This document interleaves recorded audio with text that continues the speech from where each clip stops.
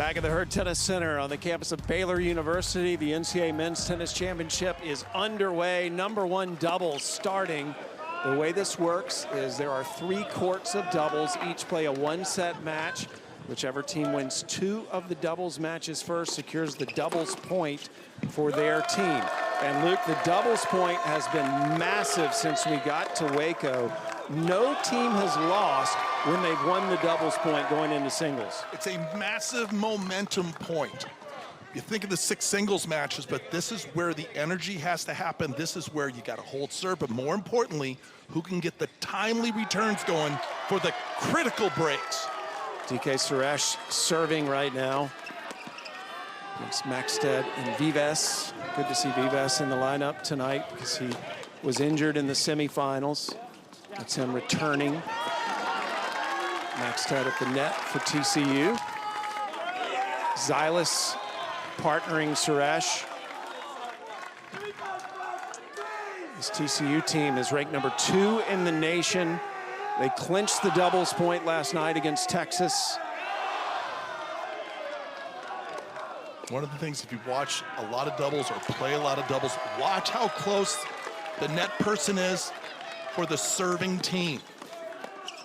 They're being very aggressive with their offensive positioning and formation. The server wants that net player very active. Anything that is hit from the other side, you want to get a racket on it and poach. Well, Wake Forest has been so rock solid. They've set an NCAA record this year. They've won 37 doubles points in 40 matches. They hardly ever drop a doubles point, but they are taking on the team of Vives and Maxted that won the NCAA doubles championship last November. The individual singles and doubles championships now played at a separate time. They used to follow this team championship, but not anymore. Game point, Wake Forest, no ad scoring, by the way, which adds another element of intensity in doubles and singles.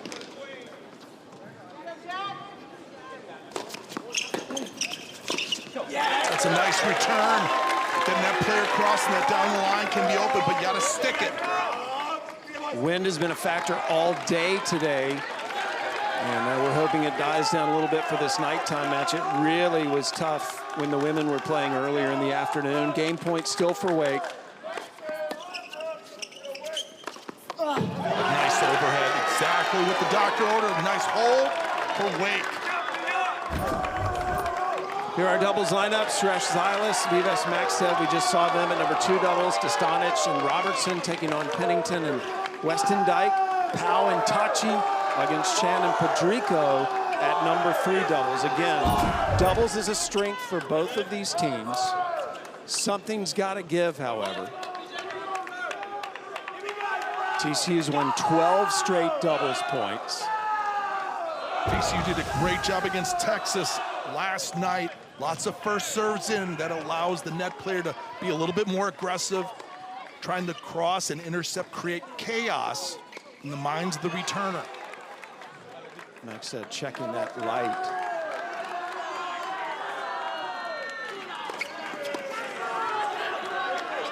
TCU has the experience of having been here last year. This is new for Wake Forest. They haven't won the national championship since 2018, runner-up in 19, good serve. But Wake Forest has just been dominant this year overall, 39-1. In a very tough and competitive ACC conference. TCU, of course, the Big 12 champions.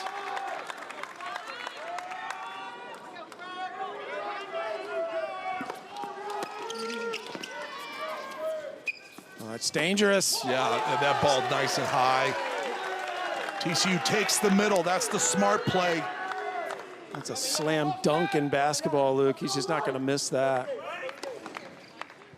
So much intensity here tonight. A lot of the TCU fan base drove over from Fort Worth. There's tons of purple here. Wake Forest athletic director is here. There's a lot of Demon Deacons here as well. Of course, Wake Forest located in Winston-Salem, North Carolina, much farther trip for the Demon Deacons. Nice.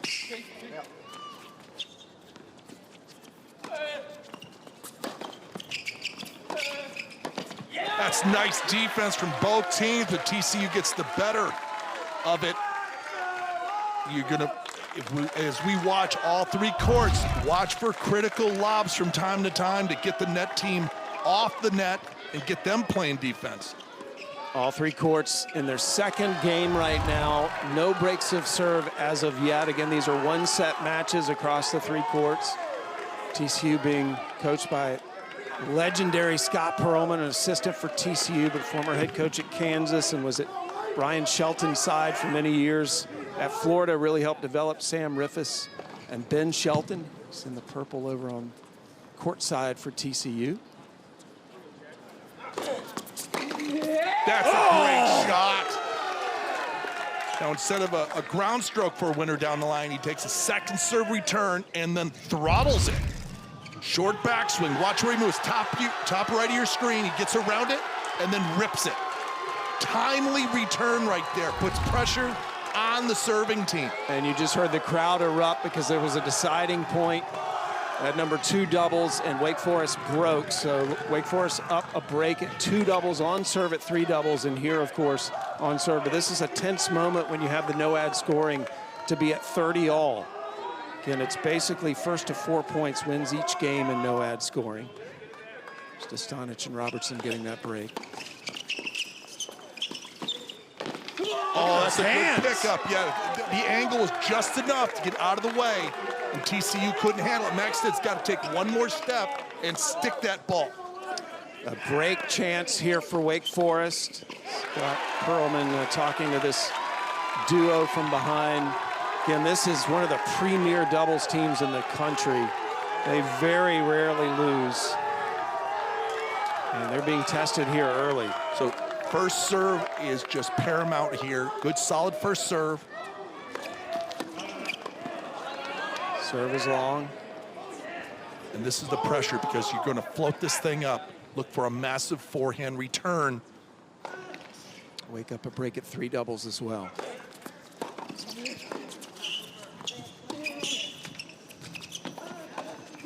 There's that lob. He had to avoid the net player. Wake Forest is now up a break on all 3 courts. The same 2-love score at 1, 2, and 3 doubles. We're in the midst of playing 3 one-set matches across 3 courts. Whoever wins 2 of them first secures the first point for their team. Then we will transition into singles. 6 courts of best-of-3 matches. Every singles court counts as a point. Whoever wins 4 points clinches the national championship. Wake Forest seeking its 2nd NCAA men's tennis championship, and TCU trying to defend their title from last year. It's been a while, Luke, since we had the indoor championship matchup and the NCAA championship. You have to go back to 2006. Pepperdine beat John Isner's Georgia Bulldogs for the NCAA title after Georgia beat them for the indoor title. And this Wake Forest team beat TCU 4-3 for the indoor title earlier in February.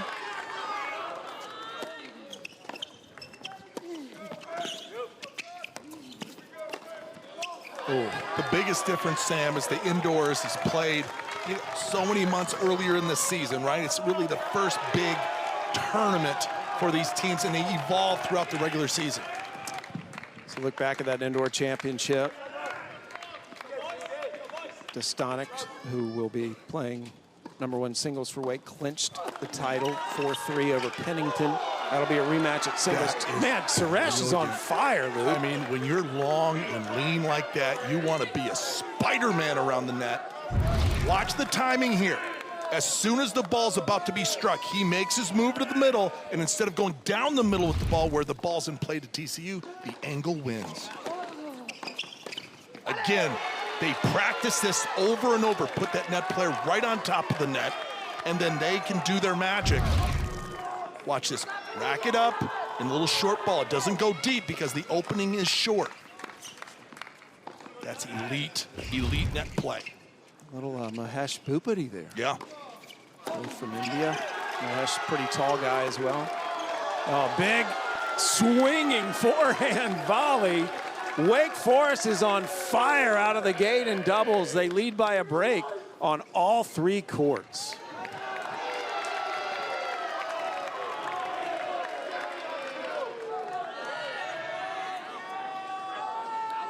So while they're sitting at number 1 doubles, we want to bounce down to number 3 doubles.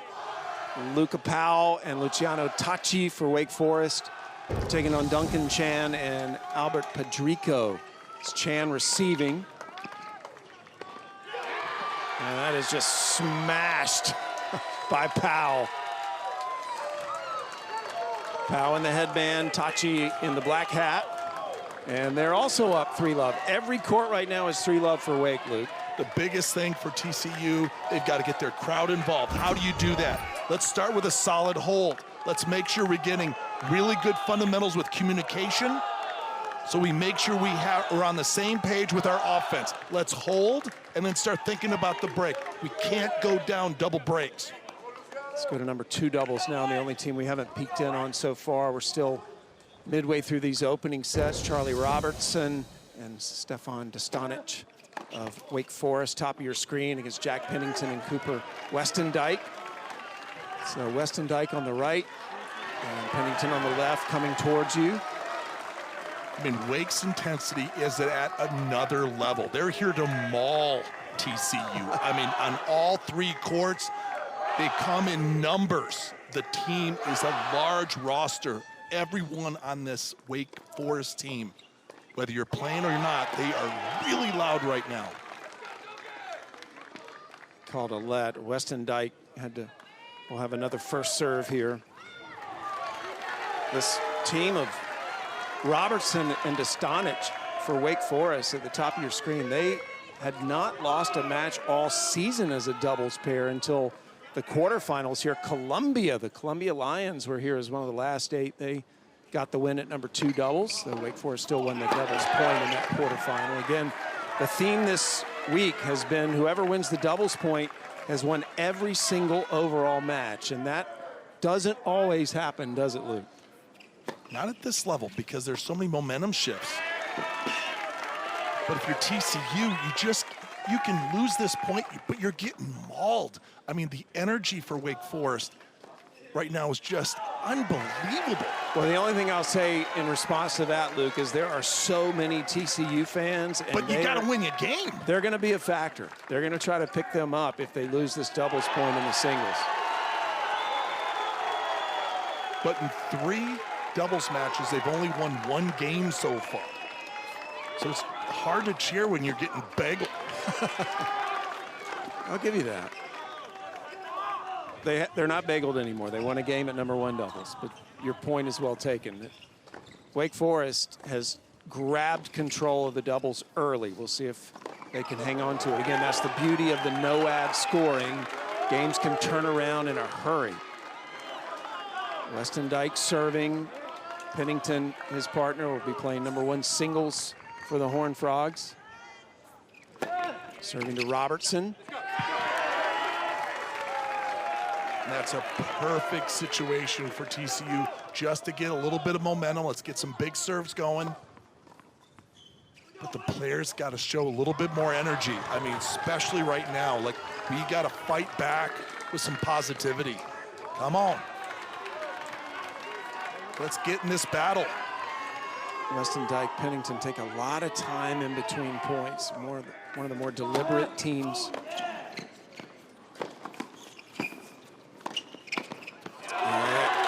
Beautifully struck. Charlie Robertson handcuffing Westendike.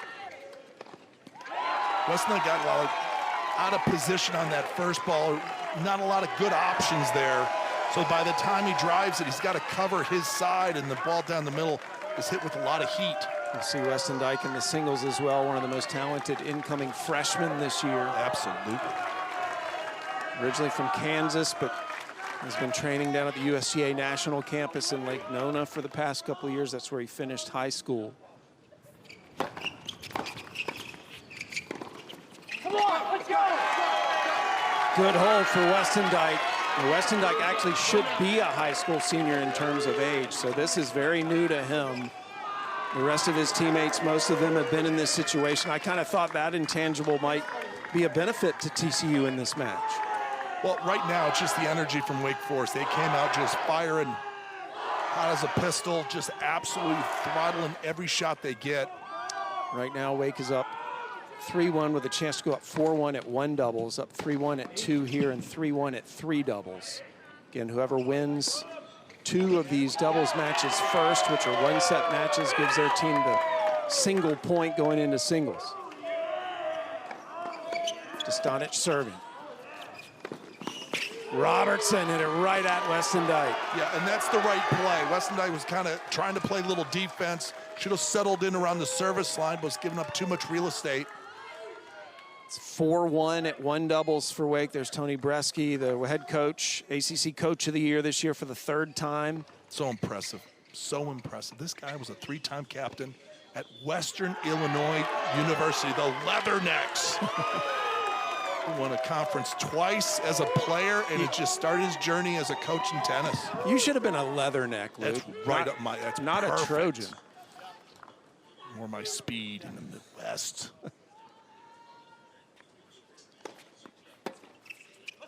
Forehands long. Again, Wake is up 4-1 at 1 and 3 doubles. 3-1 here, could go to 4-1.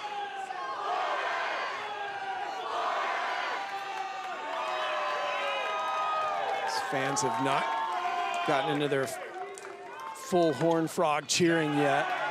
And an ace as Wake has kept the crowd out of it for the most part so far. David Roditi, 3-time national champion coach, last year's ITA Coach of the Year. He's the only active head coach that's won the indoor title and the NCAA championship. That wears a cowboy hat. Yeah, I even without the cowboy hat. I love the headgear. That still stands. He played at TCU. Well, it is just Demon Deacon domination so far. A 4-1 lead on every court right now.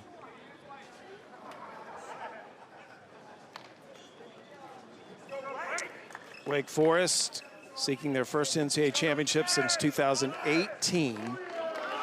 And they came to Baylor after beating Gardner-Webb, Kentucky, and Texas A&M. They faced Columbia and Stanford here. That Stanford match yesterday was moved indoors because of rain. But not tested really has Wake Forest been. I take that back. The Columbia match, even though it was 4-1, every singles match went to 3 sets. So that was a big test. Yesterday, they got by Stanford after winning that doubles point. And indoors, they had to go indoors. That's an interesting win there because anything can throw you off when you're on a streak like that. But they were the indoor champion, so that obviously was a favored moment for them. TCU, on the other hand, they got by UCF, which is significant because UCF gave them all kinds of fits in the Big 12 this year.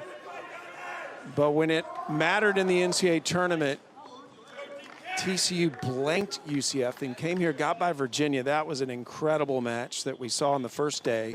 And then last night, eliminating Texas, who they beat in the national championship last year. So these teams are battle tested.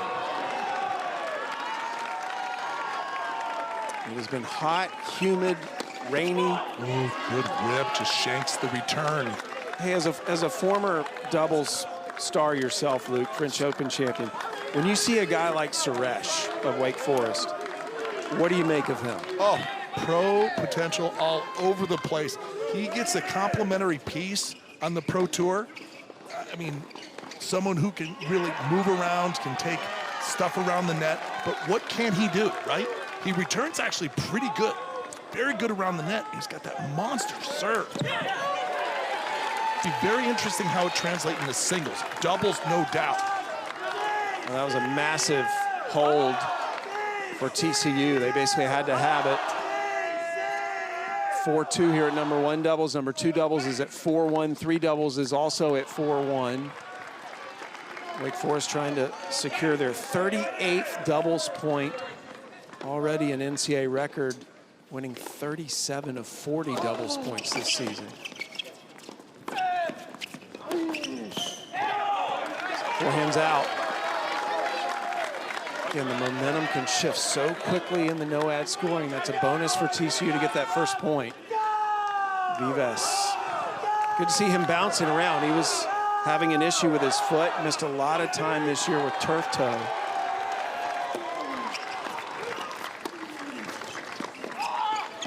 Nice. Oh, that's a big forehand. He just picked that up off the baseline. Vives, the winningest doubles player in TCU history. Look at this, off his heels.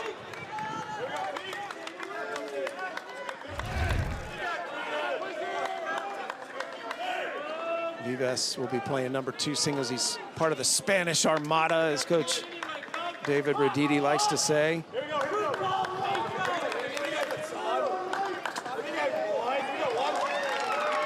Little deficit here for Zylas.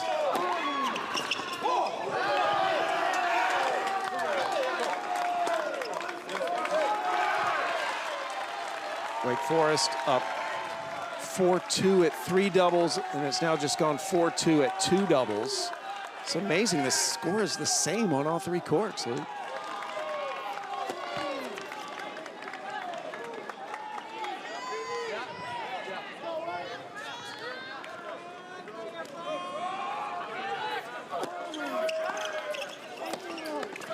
There's TCU staying true to their doubles kind of culture. We are going to attack. We get a weak second serve, we're going to attack. We're going to close in all over that net. They may have dug themselves too deep of a hole, but I'm sensing some momentum for TCU right now. On all 3 courts, they are just finding a way to get themselves back. They got punched early, but they're fighting back. There you go. There's the break that they needed back on serve. Now the crowd's getting loud. What a massive break for TCU as they get back on serve at 1 doubles. However, Wake's still in control at 2 and 3.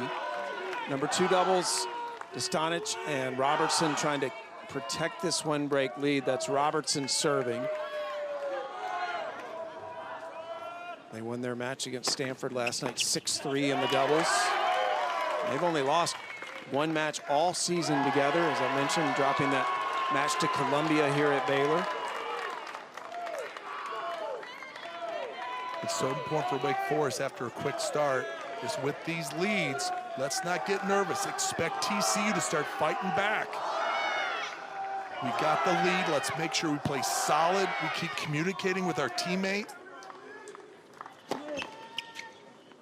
Robertson from Scotland. Going has that hybrid eye, serves going wide. Change the call.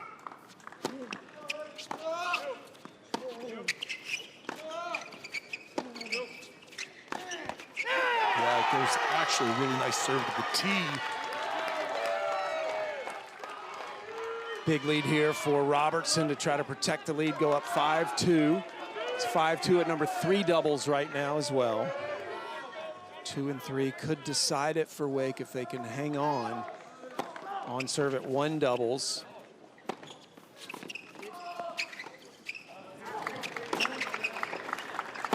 Nice overhead. Those are tricky with these lights. That direct lighting can get right in the way of the ball. The lob, though, is an effective play. Wouldn't you agree? Oh, with these 2 teams that are just crashing the net, absolutely. But it has to be played deeper, a little firmer. 3 doubles on your screen right now. Powell and Tachi receiving. Duncan Chan and Albert Pedrico on the other side of the net. Pedrico's the player serving. He really put on a show last night in singles. He was down 6 set points to Braswell. Nice volley by Chan. Chan clinched their quarterfinal match at #6 singles. He sat out last night, but he'll be back in the lineup tonight. #6 singles, Luke, that is a real strong part for TCU, and that is such a luxury. A lot of teams really struggle at the bottom of the lineup. Boy, when you have a 6 that is so explosive and dependable, it takes a lot of pressure off the other lines. Oh, Chan would love to have that over again. Powell left himself vulnerable there. Weston Dyke serving on the right side of your screen to stay in the set for TCU. Whoever wins 2 of these doubles matches first gives their team the doubles point. What a return. That is massive. Massive overhead by Powell on the left side of your screen. That's a lot of confidence. When you have that angle of all the options, it's going over the high part of it, almost took your partner's head off. So match point at number 3 doubles for Wake Forest. They're at the bottom of your screen on the left side.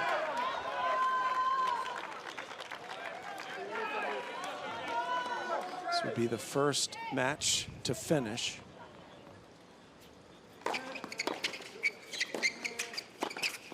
Whoa! That is explosive. Luca Powell, hello.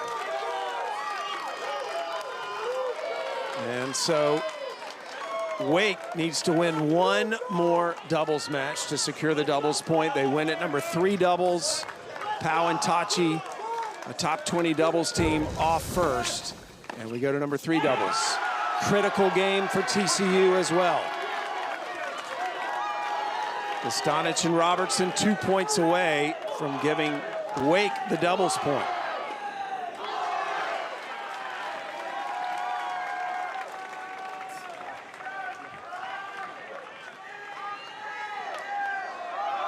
Weston Dyke to serve.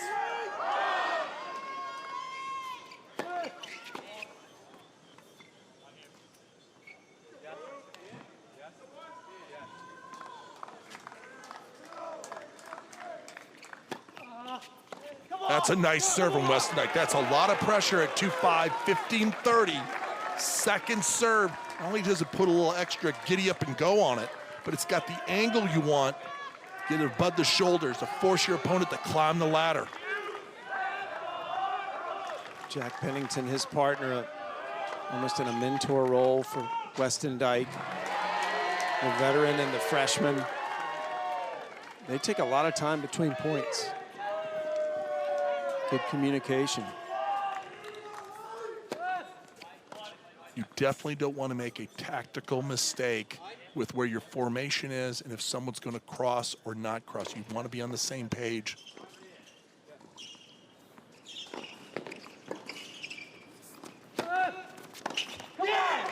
That was massive. Those moments, Pennington just squeezing the net, forcing the returner to somehow get it by him, and he's just covering the net.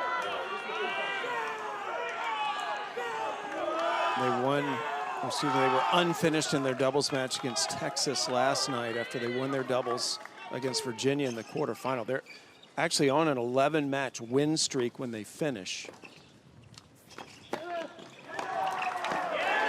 Wake now has earned another match point, a deciding point, so Wake Forest will choose who receives this serve.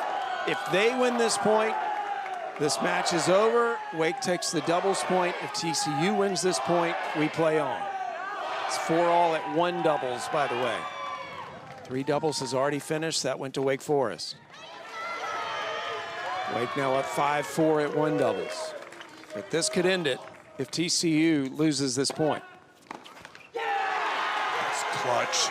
For a freshman, serves it right into that forehand wheelhouse, but that's the only thing he can make under those circumstances.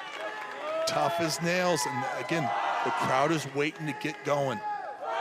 So Wake now will try to serve this out.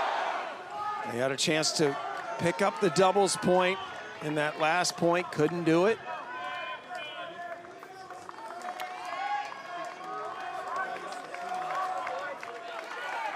It is 5-4 Wake Forest at number 1 doubles, but that's on serve. So TCU will be serving after the changeover up there. Here, Dostanic trying to serve it out and give Wake the doubles point. Oh, what a volley. Nice stab, exactly what you have to do as a net player. Ball's going down the line, and it's tricky. It's getting low. Gets his racket out there, and because there was a 2-back formation on the return, that short ball's open to hit a winner.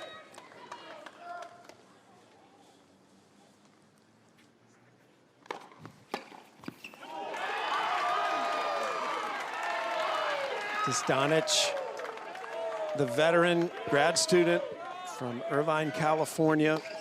He is a rock for this Wake Forest team. He's exactly who they'd want to be serving in this situation. And it is now match point. And it would give Wake Forest the doubles point. Remember, they won number 3 doubles. Doubles point has been critical this week. TCU would try to do something no one has been able to do, win a match after dropping the doubles point.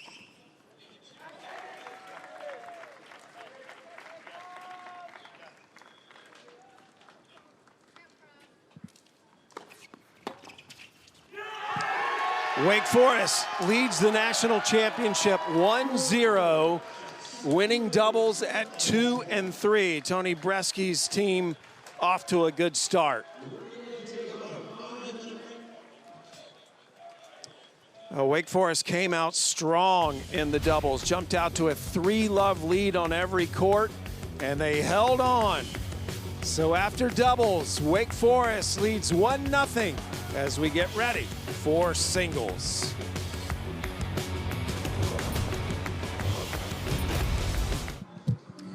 Doubles is finished in this men's national championship. Wake Forest taking the doubles point for the 38th time this year in 41 matches. And that has been a key predictor of success so far. No one has been able to overcome dropping the doubles point. So Luke, you've coached at this level, you've played at this level. What would you be telling these TCU Horned Frogs as they go out for singles? We got to get in this fight. I'm sorry, our fans came out and they want us to win. We're the defending champions. They are not. They've got to beat us. And if you want to make a move right now, let's start with some energy. Get in this fight, boys. 6 courts of singles will be in action. Every court counts a single point. So after winning the doubles point, Wake needs to win just 3 of these 6 to secure the national championship. TCU, to defend its national title, has to win 4 of these singles matches. Remember, these 2 teams played at the ITA Indoor Championship, and it went down to the final match at number 1 singles. And it was Dostanic beating Pennington for the indoor title. This is the rematch, Luke. I've been looking forward to this one. Well, I mean, 2 heavyweight players in the college game, and it is going to be so interesting which Horned Frog is going to be here and get the entire squad with the crowd going. Get that early break. Dostanic was the former Pac-12 Player of the Year at USC. In his first season at Wake Forest, joined the Demon Deacons back in January. What an asset he's been to have the #1 player come in.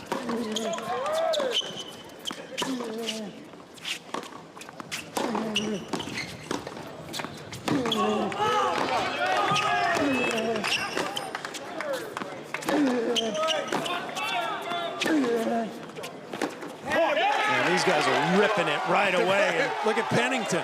Well, last year's MVP of this tournament, right? And it's a great guy to really put your chips in with and say, okay, let's make a run. We're not here for the t-shirt, right? We're here for the trophy. Let's go. We had a blast watching him slug it out with Timo Legou last night, Jack Pennington of TCU.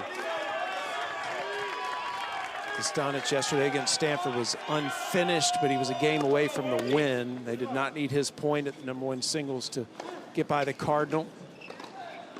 He had an incredible win over Michael Zhang in 3 sets in the quarterfinals of Columbia.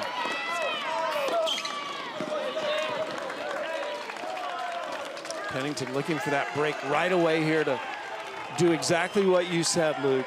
Throw the first punch, get on the board quick.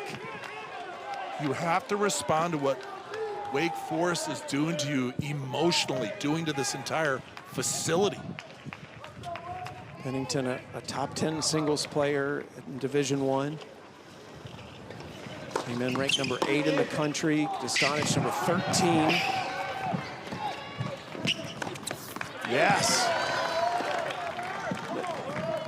And what you're looking for is who can get their shots off quickly with great accuracy, somewhere where you can push your opponent onto the defensive and then open up your big finishing shot, whether it's a forehand, approach out to get to the net, something that can push the other side deeper behind their baseline.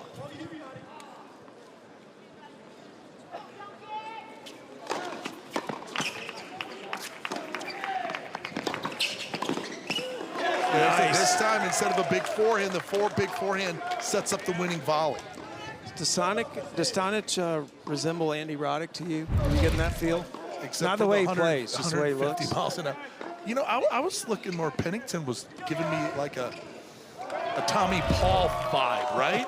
Or Demoneur, right? The Demon? But not Dostanic. So No, I think he's got a little Roddick. Vibe. Maybe it's the hat. Yeah. Scruffy beard. Scruffy beard, I'll give you that. 2003 U.S. Open champion. Master of the podcast. David Roditi, the head coach, fired up. He is always marching around the courts. He's got to get this team going. This TCU team's been in the top 5 for the last 3 seasons. They haven't dropped out of the top 5. And TCU, the defending national champion last year, they defeated the Texas Longhorns at this stage in Stillwater.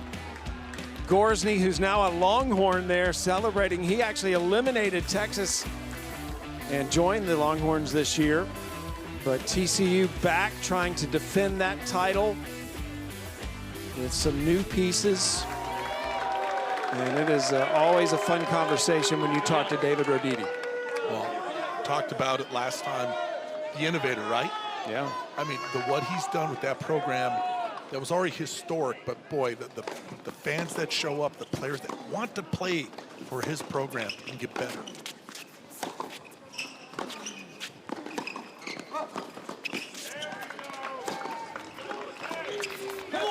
I think it's always so special, too, when you have a former player come back and coach their alma mater. And Roditi still holds the school record for combined victories as a player when he played for TCU back in the early to mid-90s. Same could be said for Paul Goldstein. What a legend he was at Stanford. Congratulations to Stanford for making the semis along with Texas yesterday. Good to see the Cardinal back at the top of the game, their first semifinal appearance since 2003. Texas, a mainstay near the top of the game. Pennington serving, expected to turn pro after this year. A lot of people did not think he'd come back for this year after the national title last year.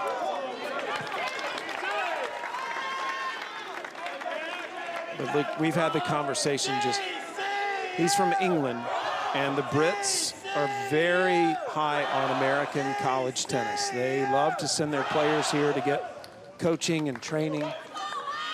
And so for Pennington, making the most of his college experience before turning pro.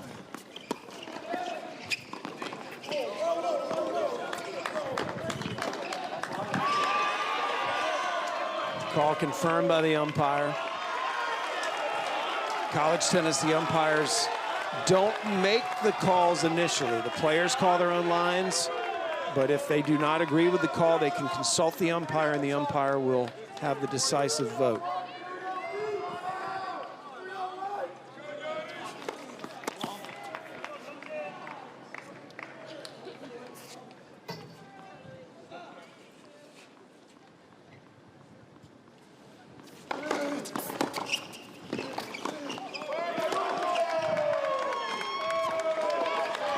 Just long.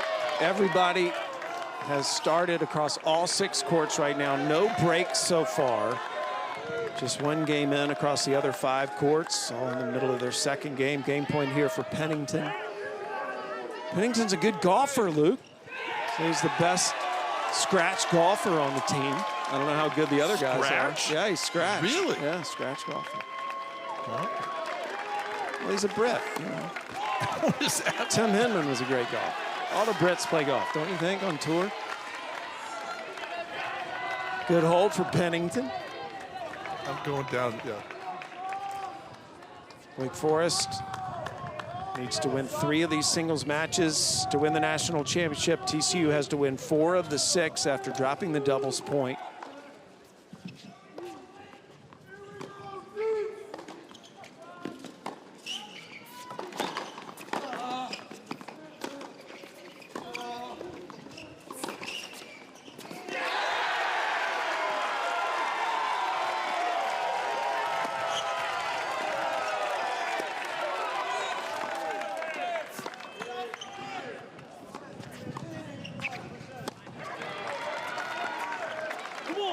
You know, Luke, one of the things that's impressed me since we got here across all 8 teams, the variety of backhands we're seeing. I mean, guys don't just have a two-hander.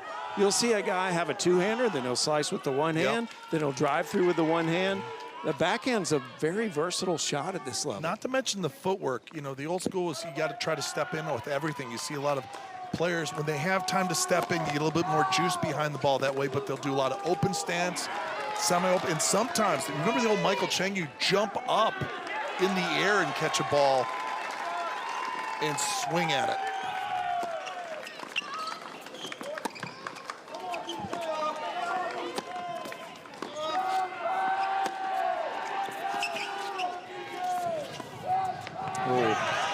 We'd like to have that over again. Pennington says thank you very much. The other thing that has impressed me so much across all 8 teams that advanced to Waco, just the sportsmanship. These players try to beat each other's brains out on the court, but then after the matches, you see them often hanging out, teams mixing, hanging out together. Last night when TCU beat Texas, a lot of the Horned Frogs were consoling the Longhorns.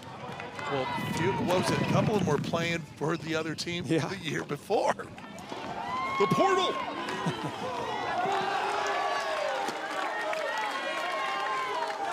It's a nice serve. I'm talking about a lot of action on that kick serve, and that it's in these windy conditions. That kick serve is reliable. It's easy to just rip it, and you know it's going in. Yeah, it's interesting. The wind has definitely picked up the last 10 minutes.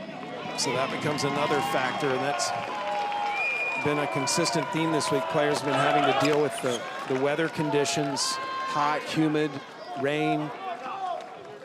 That has been a test of physical fitness and mental strength this week.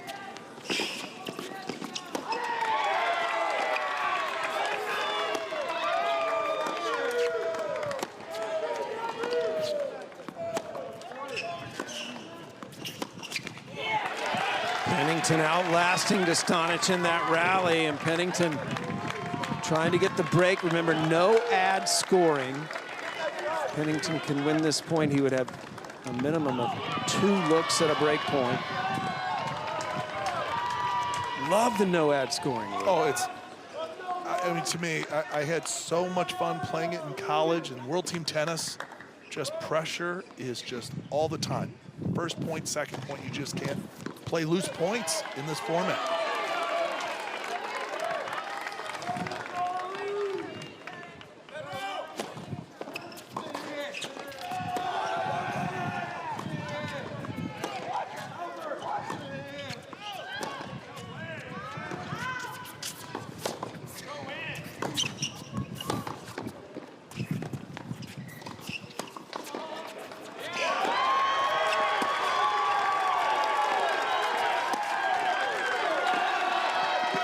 That's long. Yeah, another example of variety, right? Drive, slice, try to throw up the timing and rhythm from your opponent with a little cut ball.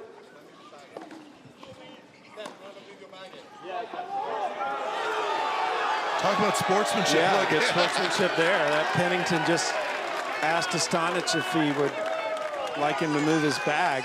It had blown over closer to the court. So instead of making Dostanic do it, Jack just said, hey, I'll take care of that for you.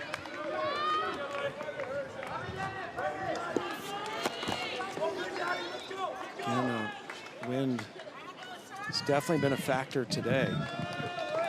In excess of 30 miles an hour earlier in the day. Game point for Dostanic. And he holds from 30 all. Good hold.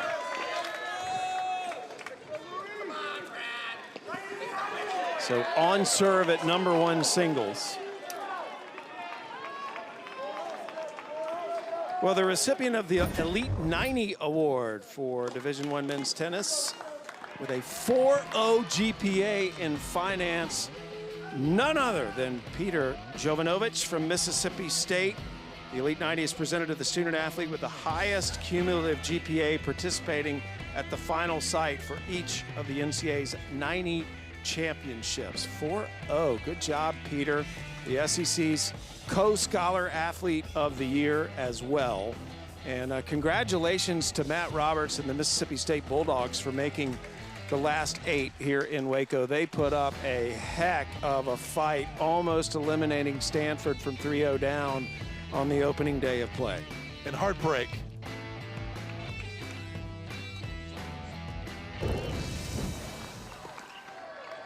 Move over to #2 singles. We've been keeping our eye on #1 singles. DK Suresh, so you were so high on him in the doubles, Luke. Yeah.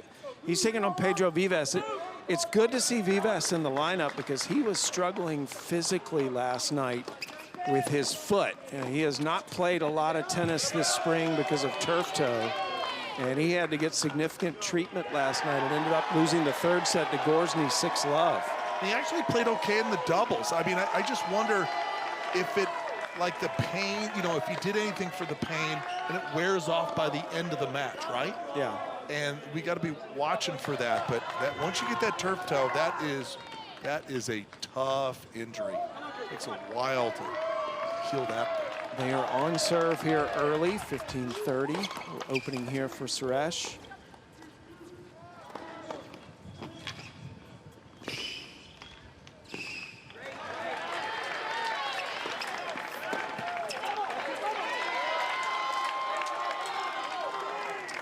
Suresh from India clinched the semifinal yesterday for Wake Forest over Stanford, beating Kyle Dang in 3 sets.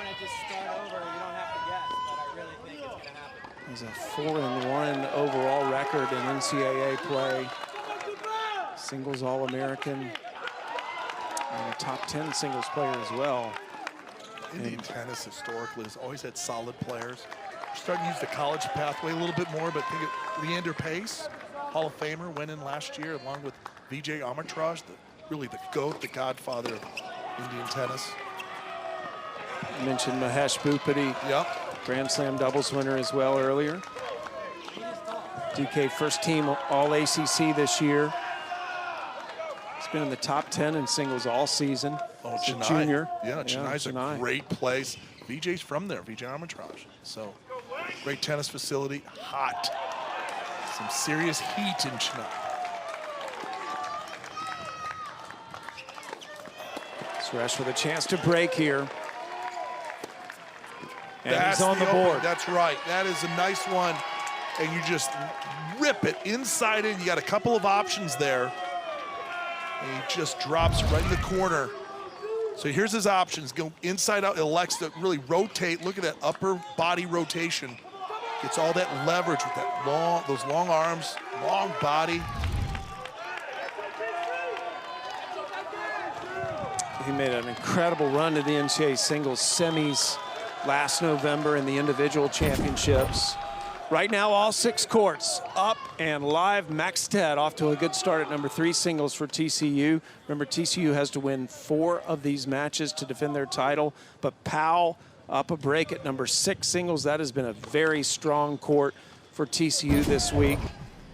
Powell from Wake Forest leading by a break.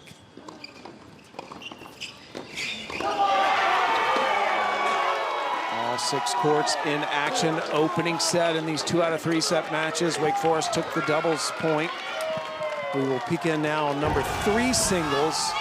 Giannis Zylis playing for Wake Forest, taking on TCU's Louis Maxted. This is Maxted off to a strong start. Maxted in the near court on the right side of your screen. Senior from England against the grad student from Greece.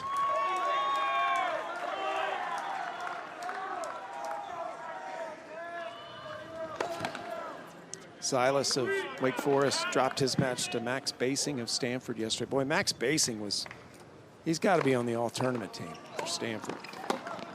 Stanford really responded this tournament. It's fantastic for that legendary program. Maxted, I mean, talk about a rock. Roditi, Coach Roditi talked about him being so solid for his Horned Frogs.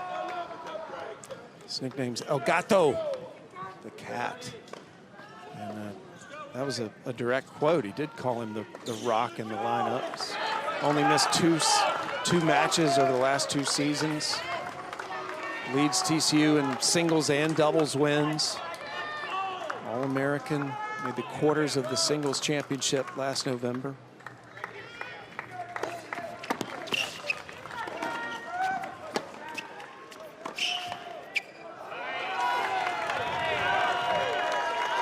Oh, what a start.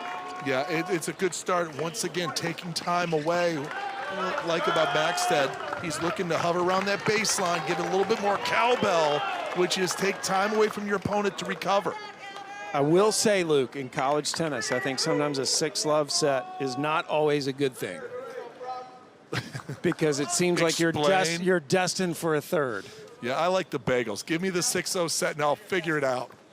The way this week has gone, huge opening set wins have not always been an indicator that you're going to win the match. Nice. But if you look at Maxted's record this year, you know, it's going to take an effort to beat him. Zylis from Greece, he actually got to represent Greece on the Davis Cup team and faced Novak Djokovic in a tie. Actually got a game off Djokovic. Grad student. That must have been a blast, yeah. Right? They go out there, live fire against the Joker.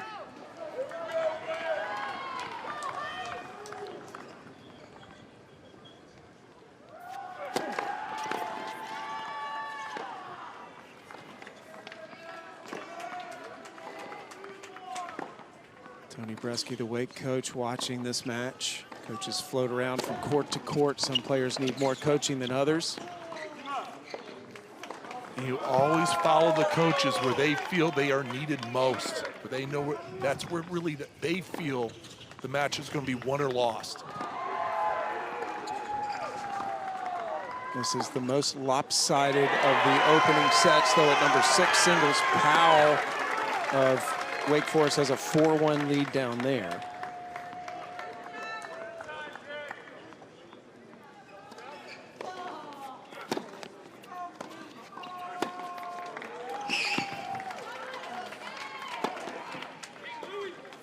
Well, Maxted just putting on a clinic right now. Yeah, Luke. I mean, all court game, you've got to like the way he's taking the short ball coming in.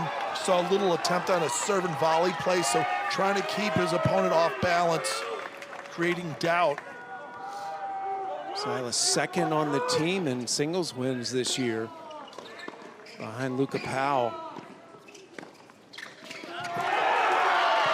Stoddard just took a 4-1 lead. Wow.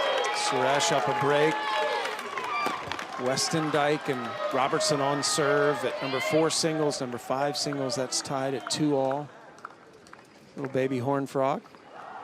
Not happy right now, not happy.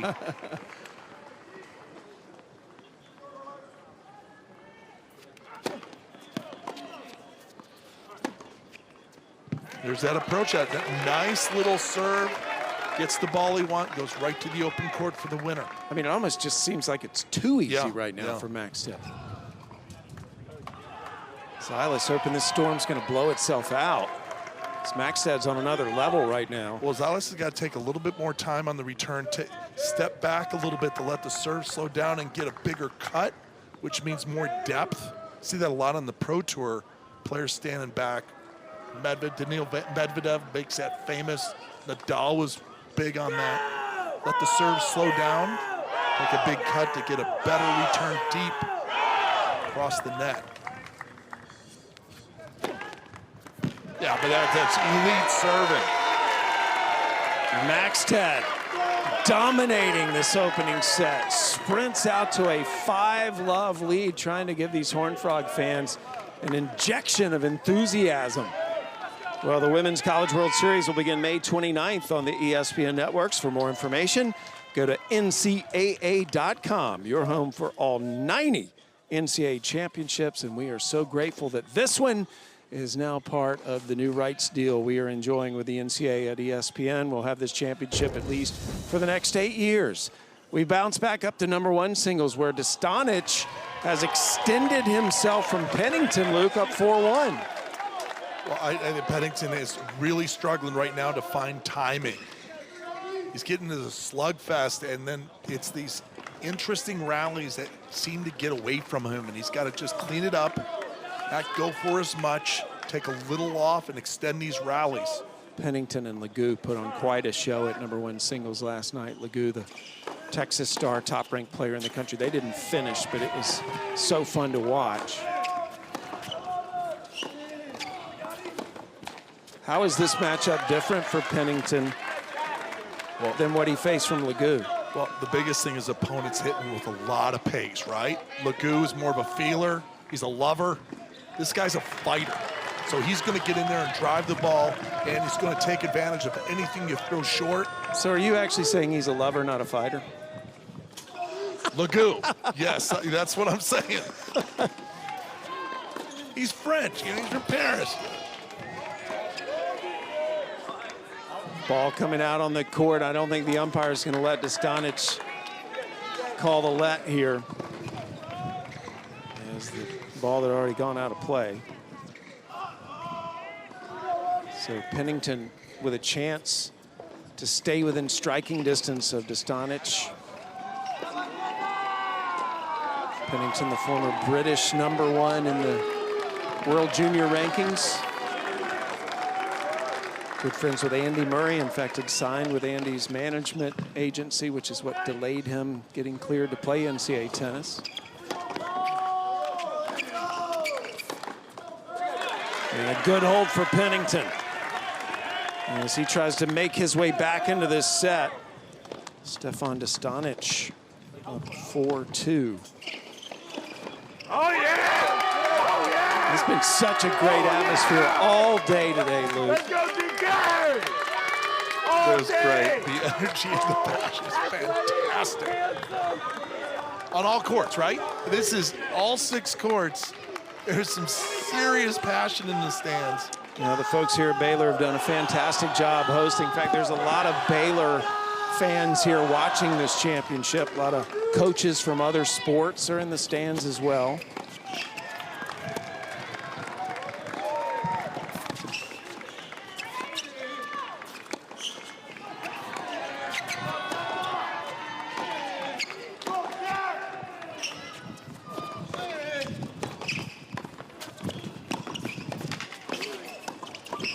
Look at the volleys. Come on!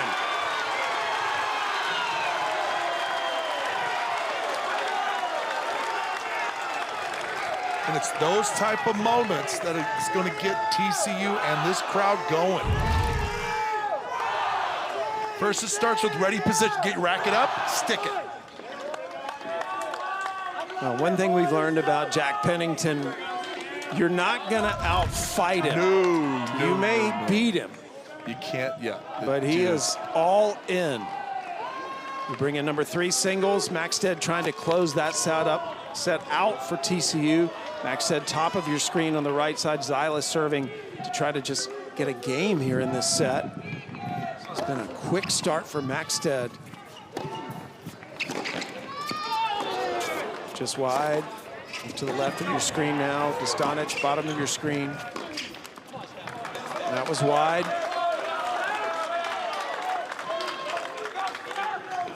It's #1 and #3 singles. 6 courts of singles in action right now. They all count a point apiece. Wake Forest needs to win 3 of these singles matches. TCU has to win 4 of them. First to 4 is the 2025 NCAA champion.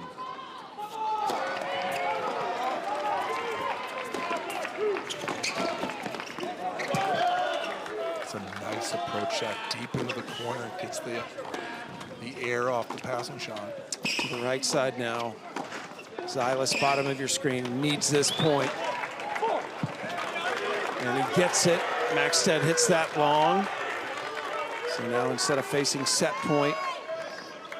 And for Silas, what you're doing with a 5-0 deficit, you're playing to try to get any type of momentum when you're going to probably lose this set. So you have to try to find tactics, strategies, anything that can score some points as you turn into the second set. I'm loving the fight from Dostanic as well. He is not letting Pennington get on one of those momentum streaks.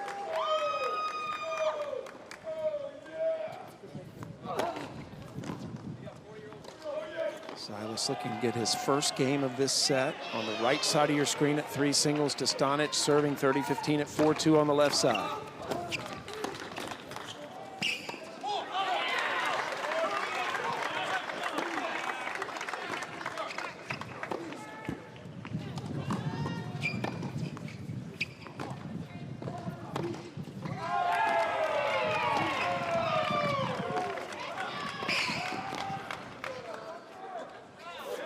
It's in. Oh, the tweener. Maxted with the tweener comes up short, but you're up 5-0. Showtime. Silas is on the board now. Maxted will serve for the opening set at 3 singles. And Dostanic with a critical hold at 1 singles against Pennington to now go up 5-2. Boy, he's having fun. Look at that smile, loving the moment. It's so important when you're in this, so much pressure, right? So much on the line. All season you've been playing for this moment, and you're having a blast. Wake Forest won the doubles point. That has been something they've been doing consistently all season long. They only need to win 3 singles matches to take the title. TCU has the burden of having to win 4 of the 6 singles matches to defend their national championship.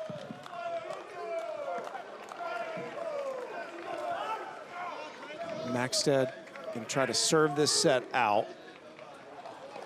Maxted had a good win against Bali last night of Texas, 3-0. His first singles match to finish last night. He's off to a quick start tonight as well. Look how solid he's playing. Oh, you missed that? No, he got it. He just shanked it. Last night's win over Bali, his 30th singles win of the season. One of their assistants, Devin Bowen, said that Louis is probably the most improved player in a 6-month span he's ever coached. What a remarkable jump he's made since November.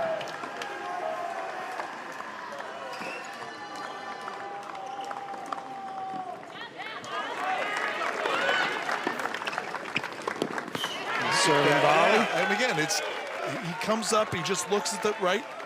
What kind of play do I want to run? What's the situation? I'm up 5-1, 15 love. Let's put a little S&V on there. Let's create some doubt with the returner on the other side that I'm not going to be predictable. Maxted from England, instead of going home last summer, he stayed here in the U.S., played some pro tournaments, and went through some grueling training blocks with assistant coach Devin Bowen.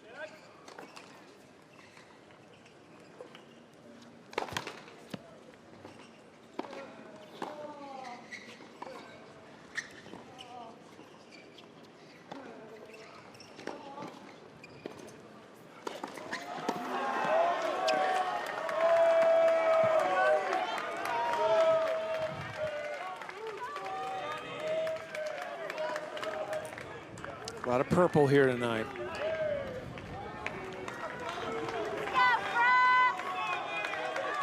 Horned Frogs trying to defend their national championship. They're the 2nd-ranked team in the country. They're the 2nd seed here against the top seed Wake Forest Demon Deacons, who've only lost 1 match all year. That was to Virginia in the ACC tournament. Virginia also advanced here and was within a match win of moving into the semis. TCU took them out. So again, no set has finished yet. None of the opening sets have finished, but we're getting very close on several courts. Maxted trying to serve this one out at 3 singles.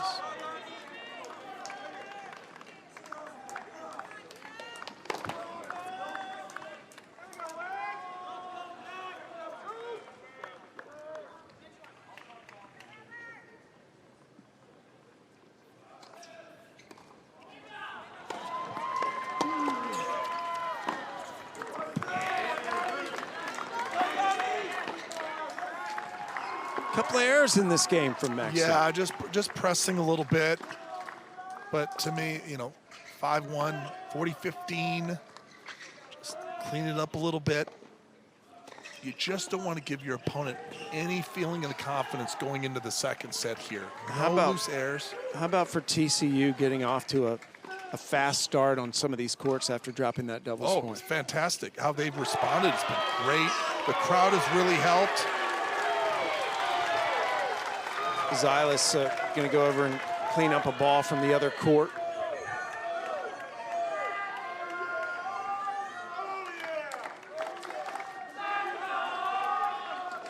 I mean, this is going to be a rock fight the whole night, right? I mean, there's going to be so many more momentum shifts. Set point here for Maxted.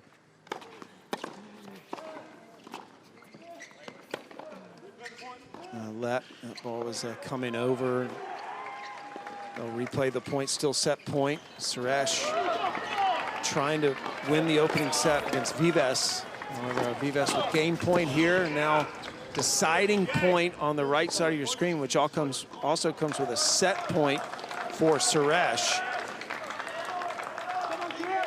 Suresh blocks that return, puts a little underspin on it so it lands short with no pace, stays low.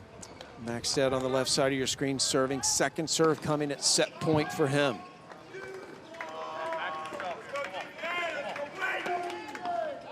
And he's got it. Maxted wins the opening set, 6-1 for TCU.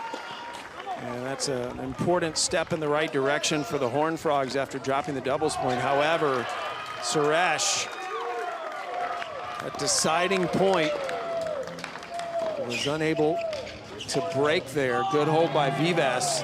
And now Suresh will try to serve this set out for Wake Forest.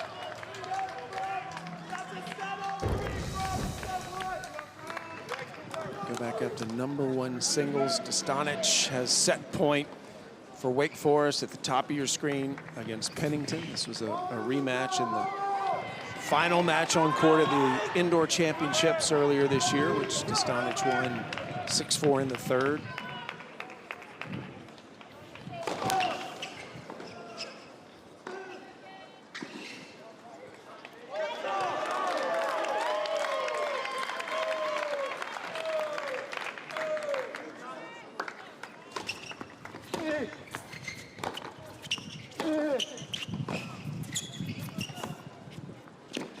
Oh, that's a nice drop shot. I didn't think that was going to get over, but he sets it up and looks like he's going to drive the ball. So he sets the play, tries to keep his opponent behind their baseline, and then just at the last second turns the wrist, makes the nice touch. Carved it up. We'll leave that court for a moment. 5-3. Tachi, top of your screen, leading Pedrico. Set point for Dostanic at #1 singles. That remains against Pennington. Bring them back in. Tachi trying to get to a set point at the conclusion of these next couple of points at #5 singles. Again, every court trying to finish their first sets. And Dostanic with the exclamation point wins the opening set for Wake Forest at #1 singles. And then Tachi wins that point to go up 30-15 at 5 singles. Yeah, Tachi takes that forehand and absolutely drills it to the sideline. Tachi, Argentine, had a good win over Nico Godzik of Stanford yesterday. It's the first match off the court for Wake Forest. And Godzik had a really nice win the day before in their match, Stanford's. Chan, bottom of your screen on the right side for TCO against Powell. And Powell looking to wrap this opening set up and does 6-3 for Wake Forest at number 6 singles. So Wake has the opening set at number 1 singles. They have the opening set at number 6 singles. Looking to pick up another opening set at 5, and it is set point. Actually, with that backhand down the line, really set the tone for that point. Wake has a lot of momentum right now. I mean, they've really handled that first wave from TCU. Be able to weather the storm and just keep marching. Weston Dyke down break point, but he's serving for the set. That's Weston Dyke serving. Will serve and volley. And that'll get him to a deciding point, which is a set point for Weston Dyke on the right side of your screen. Wake Forest, Tachi just takes the first set on the left side of your screen at 5 singles. There's also a set point for Suresh at 2 singles right now. And a set point here for Weston Dyke of TCU at 4 singles. So each team now with a set point at 2 and 4.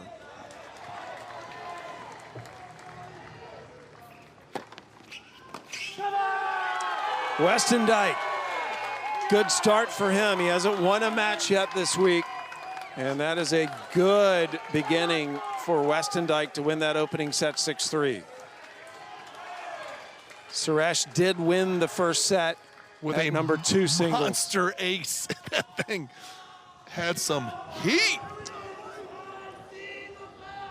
So we have finished the first set on every court, and we will give you the tally when we return. We are in the midst of deciding our Division I men's tennis champion. We are a set in on every court. TCU winning 2 of the opening sets. Wake Forest winning 4 of the opening sets. Keep in mind, Wake Forest just needs to win 3 of these 6 singles matches to secure the national championship, while TCU has the burden of having to win 4.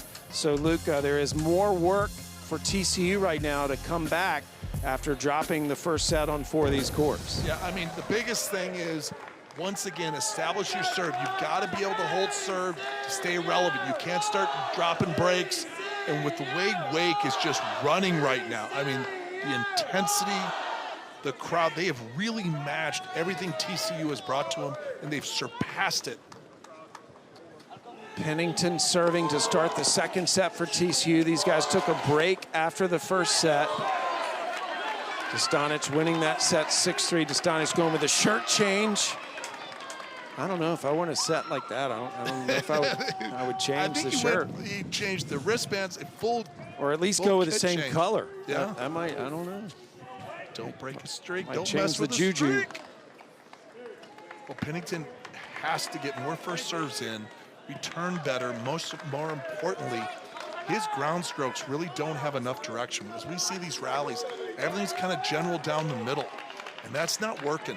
He's got to control with better placement. See that down the middle, and then you're stuck. And it's a nice return, but he's just on his heels right now. The serve's not doing any damage or doing any good. And Dostanic beat Pennington at the indoors this year, but Pennington, most outstanding player at the national championship last year, carrying the TCU Horned Frogs to the national title over Texas. And that intangible really has not been a big benefit so far for TCU, but when it comes down to the end, we'll see who handles the moment better. Well, does TCU, do they have the ability to reel them in right now? Because if you're looking into this, going into the second set, so this turn, what adjustments are you making? What is the coaching staff doing for TCU to make these adjustments to just get Wake Forest off of this confident run?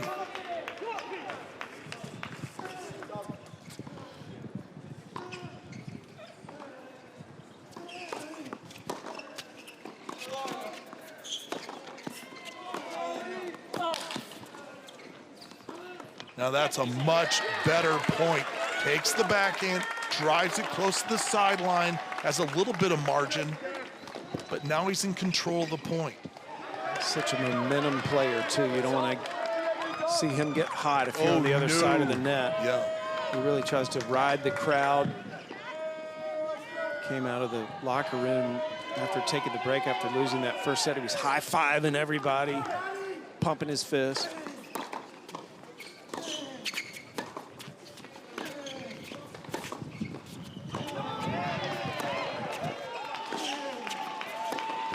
Just he gets away with it, but too much middle and too short. Pennington on the board to start set number 2. Well, college tennis now a launching pad to the pros. We were talking with Patrick McEnroe, our teammate at ESPN. He was a Stanford alum and said he feels like we've almost gone back to the 70s and 80s, Luke, where just about everybody wants to go through the college game before jumping out onto the tour. These are some former players that played college tennis out on tour, and some that have retired, like yourself and Murphy. There it is. There it is. Murphy Jensen at Georgia. Yeah, it was like 1 year. Wasn't going to start at SC, so he had to transfer. But dangerous Ben Shelton. Boy, a lot of junior players are using that Ben Shelton model to go through the college ranks to make their pro dreams come true. Don't forget about Cam Norrie, James Blake. Cam Norrie was a TCU Horned Frog. Chris Eubanks, of course, from Georgia Tech. It is this level of tennis now, Brandon Nakashima, UVA, it has really become a launching pad to the tour. The Bryan brothers, right? Going into the Hall of Fame this year, this summer, with Maria Sharapova.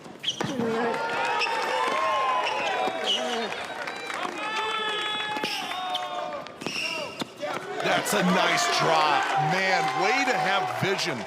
It's so easy, just see that ball and then open court down the line, and you just stick it there, and then your opponent runs it down. Instead, comes up to this. Here's the approach. He notices his opponent's just going to slice a defensive shot. Watch this, right at the end, just drops it. Pennington has to respect the deep volley. Great shot selection. Stopped his momentum from hitting the net. Well, Luke, let's go back to that conversation. Why is college tennis now suddenly such a stepping stone to the tour? The coaching is elite, both for the men and women. You get so many tremendous matches. The practices are unbelievable. Plus, when you look at the situation where, okay, can I go out for the first 2 or 3 years and lose money on the tour? Or maybe come here and get a little NIL love and, you know, support myself on the tour with some, and all the elite programs are taking their players to pro tournaments. So you can still work on your pro ranking, because you ain't making any money until you're like in the top 150, 200. A lot of the players play professional tournaments in the fall and then play for their team in the spring. Facilities in college are just unmatched, better than a lot of national federations.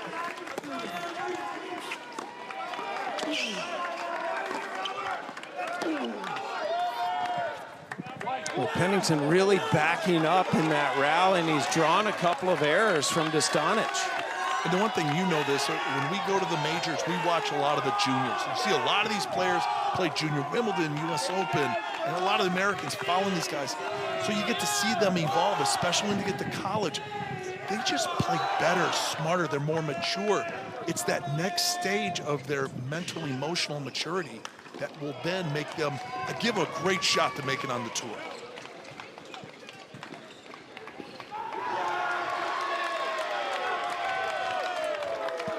Dostanic in a little bit of a hole here in the no-ad scoring, down 15-30.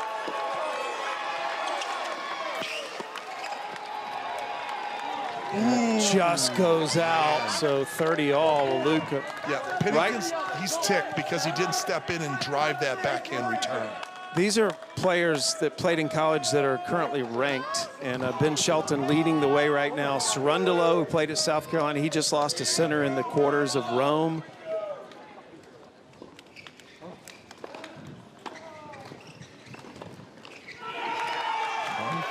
In the top 150. That's not even talking about the dubs. Yeah, Joe Salisbury played at Memphis, one of the top doubles players in the world currently. Skupski, LSU. Skupski brothers both played at LSU. And the Brits, talked about this. There's not another federation that uses the college pathway for their players to get on the tour. Like, get 2 or 3 years of seasoning. You're looking at one of them, or you were, Pennington for TCU. Game point to Stonic. Oh, he had it set up. But this time, Pennington stands back. You can't even see him in the corner. He's grabbing a cheeseburger, and he's able to drive that return with a little bit more force. I liked that kick serve, though, and he had the forehand. He just missed it. I love it, but the difference was the Pennington drive return had a little bit more action on it. It wasn't just a sitting duck. So this is a big moment for Pennington. It is a deciding point, which is also a break point for Pennington. Dostanic needs to win this point to stay even here to start the second.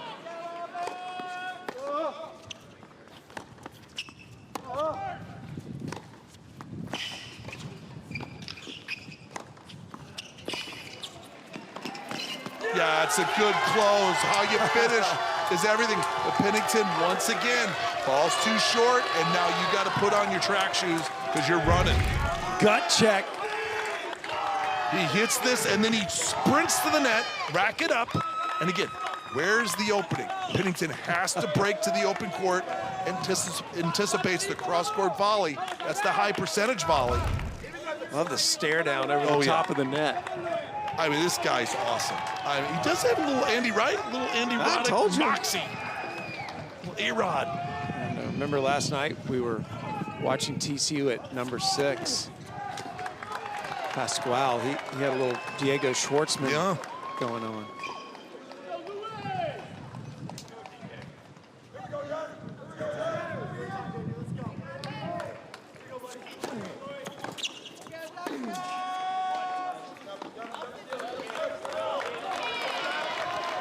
Pennington misfiring on that backhand.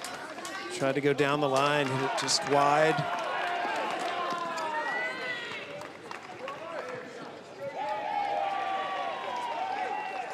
I like that he's taking his time right here. He's taking a lot of time. Yeah, You said you like it. It's kind of concerning me a little bit. No, because you lost the first set. That last backhand kind of concerned me that he took a big cut, hit it late. You don't think he's tired? No, this dude. That Lagoo match, Luke, I don't know. That was physical. Yeah. I mean, those were long, drawn-out points. That was one of the most fun matches not to finish I've watched in a long time last night when Pennington took on Timo Lagoo, the #1 ranked singles player in the country. Texas Longhorn. I just think he's just navigating these interesting early moments in the second set so much better. He's not going to just rush into it. Take his time, control kind of the momentum, make sure that his opponent is playing on his terms, his pace. And 5 other courts in action right now. TCU looking for their first point. It's 1-0 still.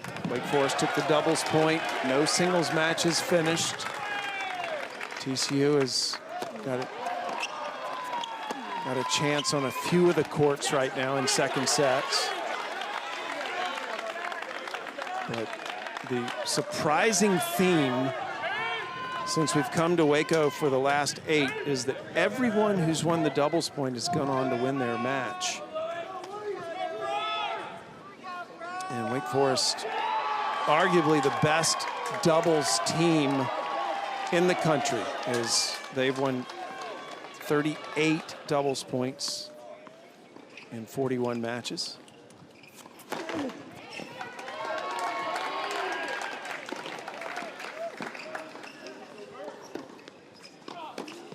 I mean, if Wake wins this championship, they'd be 40-1. That's insane. At this level, the one loss to UVA in the ACC tournament. I just think they've mapped this season out so well, right? They've got the horses. They've had great recruiting. Look at this dude. He's a beast. Dostanic came over from USC. Your alma mater. Yeah, I mean, the surfing just wasn't good enough. No surfing in Winston-Salem. No. Maybe a few water parks.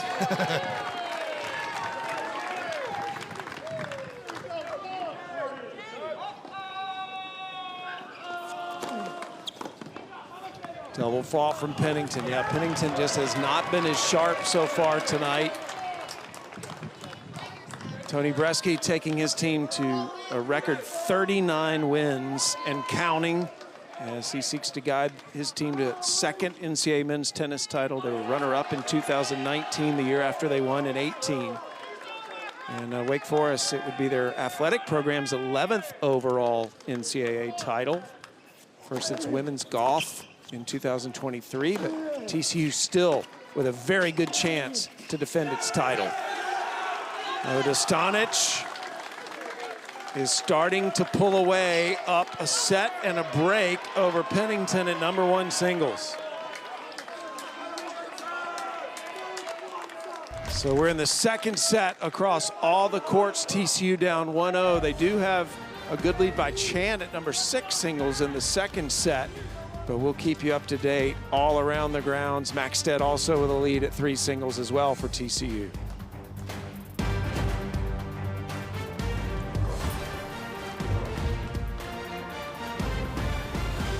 We're in the midst of determining the Division I men's tennis champion. Wake Forest up 1-0 after winning the doubles point, and we are into the second set across all 6 courts. We go to #3 singles, where TCU has its best shot at picking up a point if Maxted can hold on. He won the first set 6-1 and has not dropped his level at all. He's at the bottom of your screen in the white. Zylis of Wake Forest, the Greek Davis Cup player, at the top of your screen in the black. Maxted's been surgical, right? The entire season. Just playing within himself, not going outside his comfort zone and pressing too much.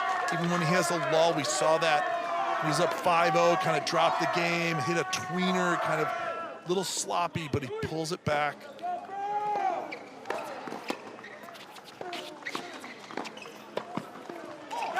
Maxted was the first player off the court for TCU last night. He won his singles match over Bali of Texas. That's a good hold for Zylis. But look at the energy, right? He's down a set and a break, and yet he's showing his teammates, he's showing his coaching staff and the fans, like, listen, I am still fighting here.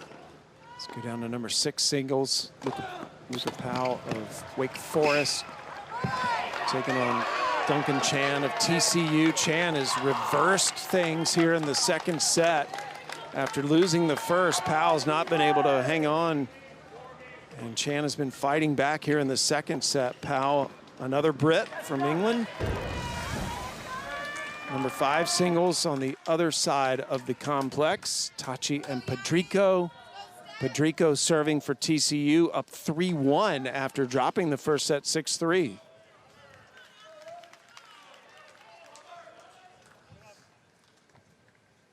Tachi, the Argentine, has only lost 2 of his last 16 matches dating back to early March. He is on a roll right now.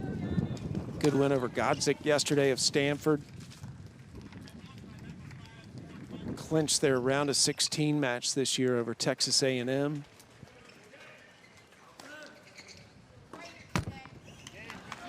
Padrico has such an amazing talent to just kind of hang in there, and eventually he breaks opponents down. Yeah. Got that signature win last night over Jonah Braswell, 5-2. He fought off 4 straight set points. This is back to #3 singles. Maxted trying to give TCU its first point of this national championship. Up a set and a break.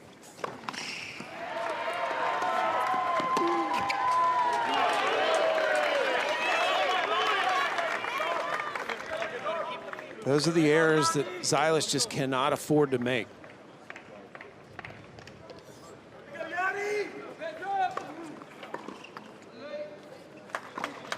Look how calm he is. I mean, you just don't know if he's winning points, losing points, just using his mind as a weapon.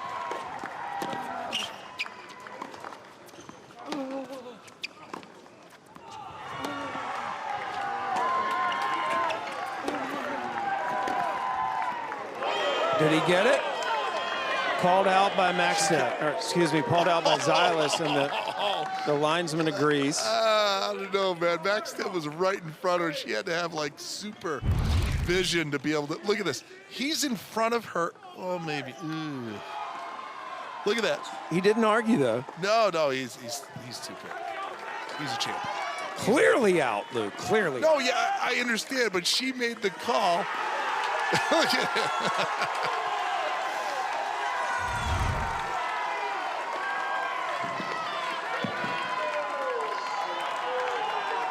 If you hear that noise, Vivas just broke. Second set.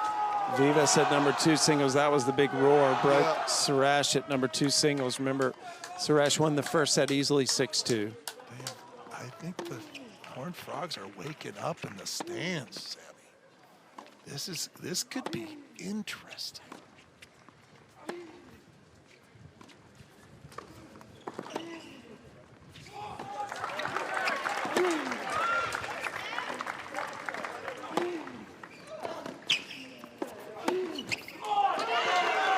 Wake Forest won the opening set on 4 of the 6 singles courts. TCU took the opening set on 2 of them, including this at number 3 singles. TCU has to win 4 singles matches to defend their national title. Wake Forest needs to win just 3. But as you said, TCU has gotten a lot of the second sets turned around where they lost opening sets. And this would be an injection of momentum for TCU if Maxted can get off the court quickly against Silas.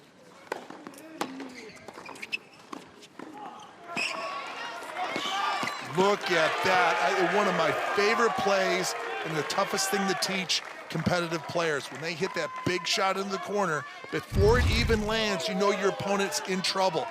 Maxted comes up and closes quickly on top of the net.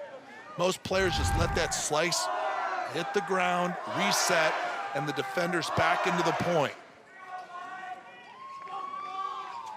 Game point Maxted. That's a good lesson, Luke.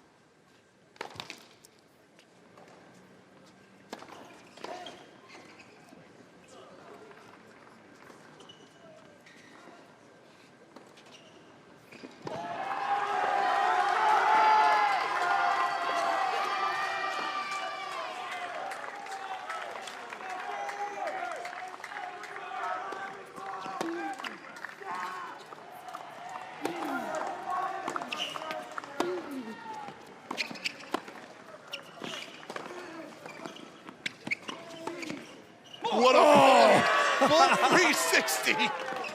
Back to the net. Greek God. And the fans erupting because up at number 1 singles, Dostanic has just broken Pennington again to go up 4-1 there. Here's that last play, Luke. So with the win, you think this is going up, but he has to go full 360 inside out winner. Fantastic. Let's see if that turns this around for Silas. Still game point for Maxted to keep his 1-break lead alive.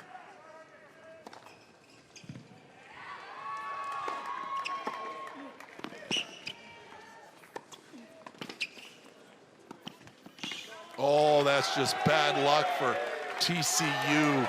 This is starting to feel like a critical game right now. It is a deciding point. So game point for Maxted, break point for Silas. This is number 3 singles. We bring in number 6 singles. Chan serving bottom of your screen, trying to even that match with Powell at a set apiece. Critical point on the left side of your screen as well, as it is a deciding point at 3-2. Chance for Silas to get back in this set, or Maxted to protect the 1-break lead.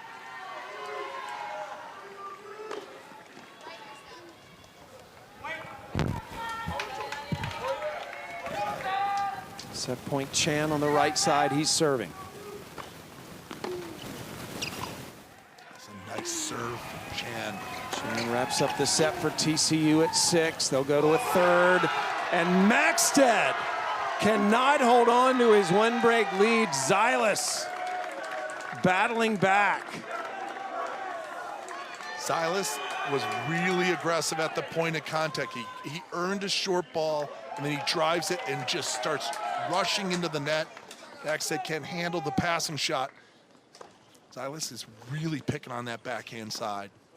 So Zylis, a little shift in momentum after Maxted just opened this matchup dominating. But talk about, look at the lesson you can learn from Maxted, right? Cool, isn't getting rattled, understands he's still up a set. We're just on serve. Pedrico serving right side of your screen, trying to win another second set for TCU to force a final set.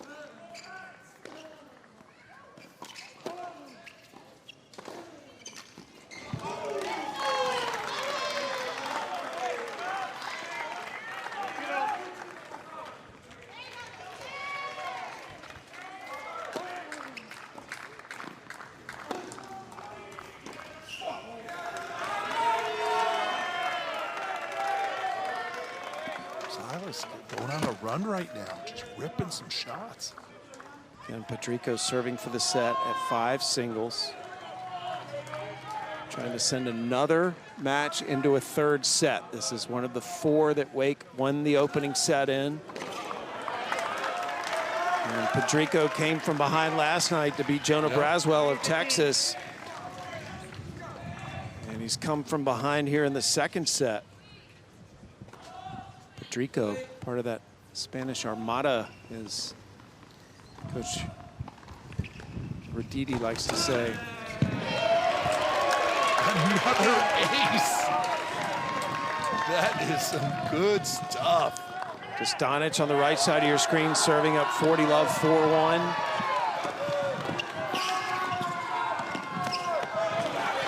And Dostanic is dominating Pennington in the second set. Dostanic a game away from giving Wake Forest a 2-0 lead.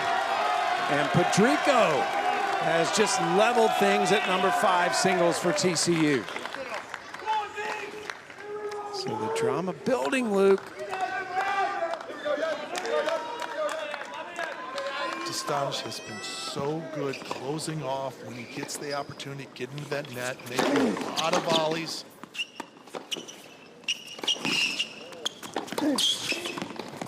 Like once again, finishing points around the net. We've seen the touch there. We've seen them stick volleys.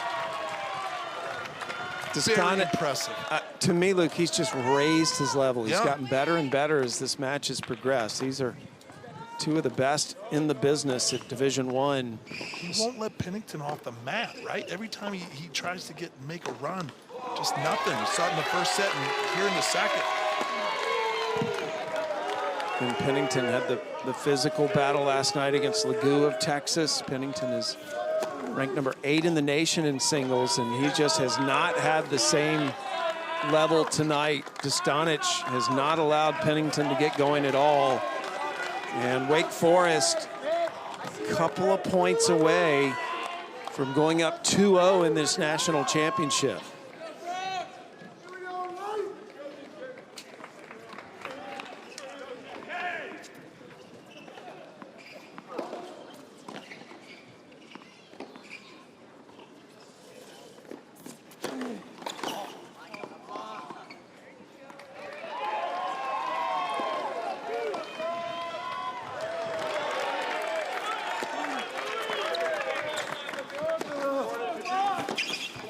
Nice approach shot, continues the battle.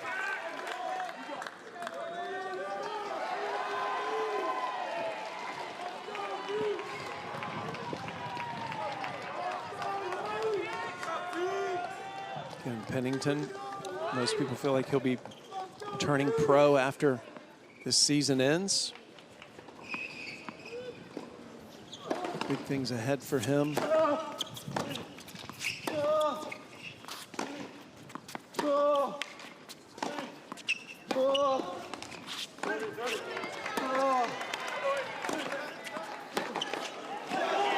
And it is match point Dostanic to give Wake a 2-0 lead. Those punches are heavy, deep.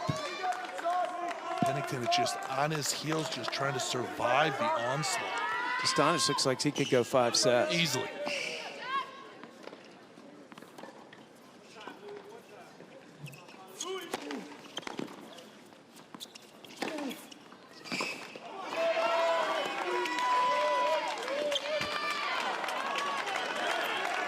play at least one more point. Still match point to Stanic on Pennington's serve.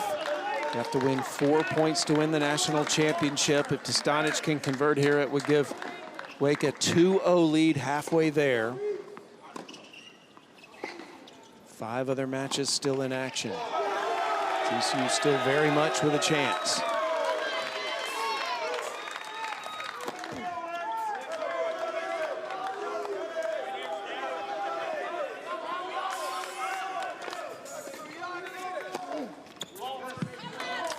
And a double fault ends the match. Stanic has put Wake Forest up 2-0.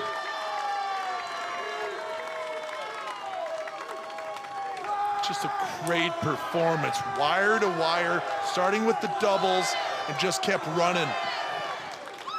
Tremendous effort.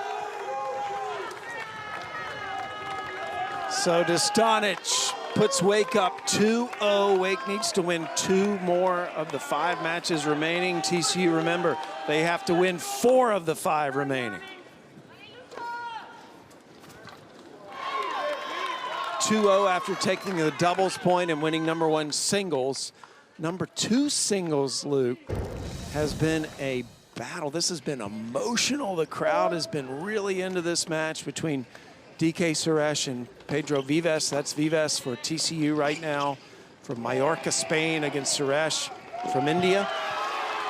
And it was Suresh. Suresh won the first set 6-2. Vives up 4-2 here.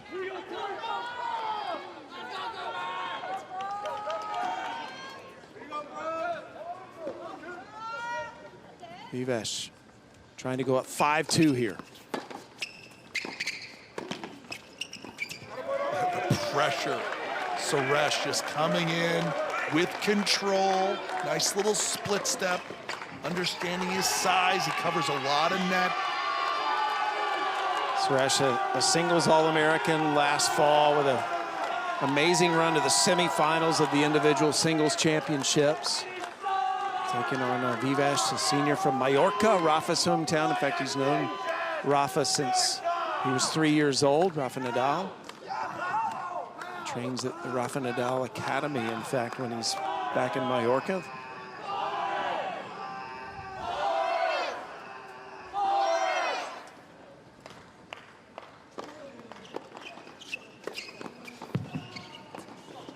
Big point here for Suresh.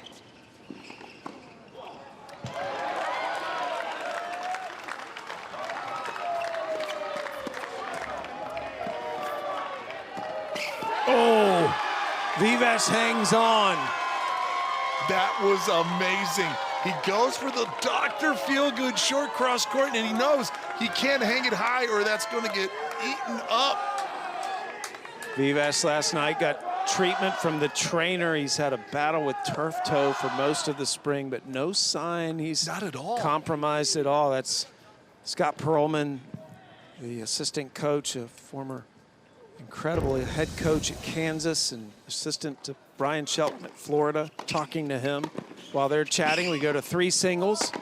Remember, Maxted was up a set and 3-1 for TCU, and he is battling now to just stay even with Zylas.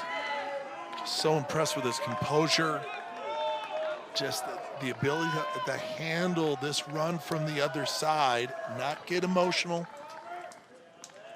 Just keep figuring it out. It's the how. How am I winning points? How am I losing points? I got a lot of game here. I'm up a set. No need to panic.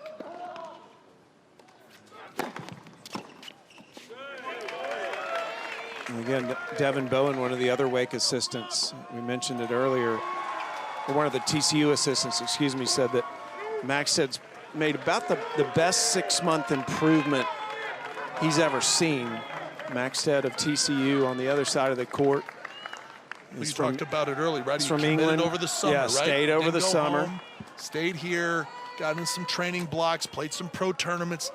The summer pro circuit stuff is great for these players. Former TCU player Jake Fernley did that. Fernley knocking on the door of the top 50. He stayed and trained over the summers here in the U.S. instead of going back to England.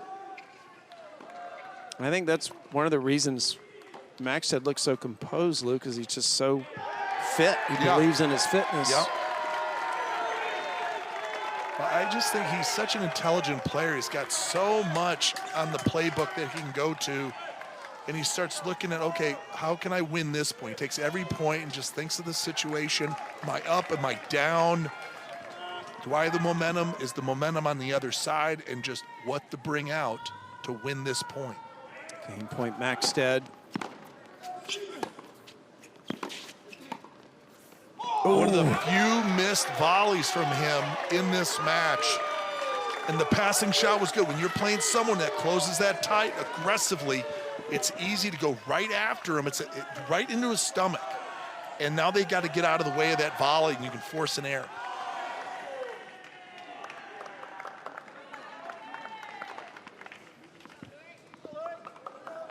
Stanic has the benefit of being a cheerleader now. Just saw a quick shot of him over there. Well, Dostanic, after he won the match, he forgot that he left the the winning racket on the court. The umpire had to pick it up and take it back to his bag. He's so engaged. Well, he doesn't need it match. anymore. Well, yes, but you don't leave it on in the middle of the court.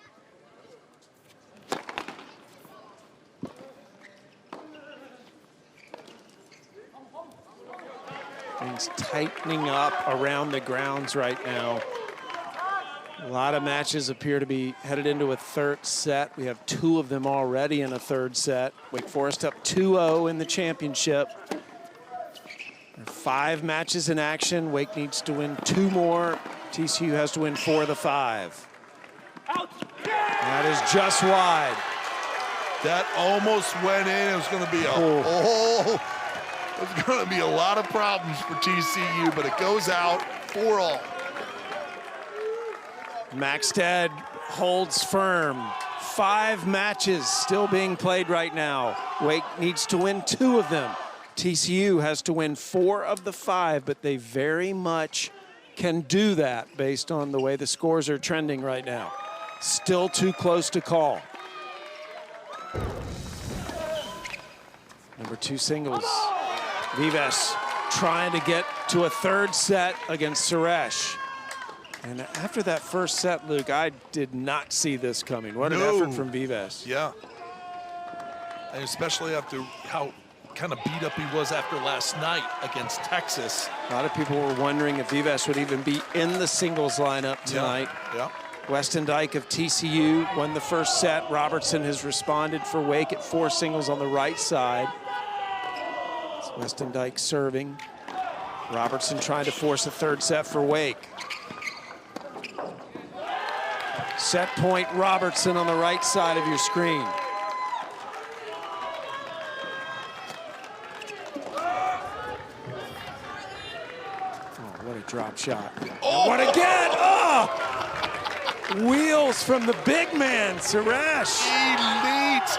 He was already on basically court 4. And he just goes cross court for the winner. Look on the right side, triple set point for Wake Forest. Bottom of your screen, they get it. So number 4 singles will go to a third set. Robertson extends that match with Weston Dyke. Vives of TCU trying to get to a set point.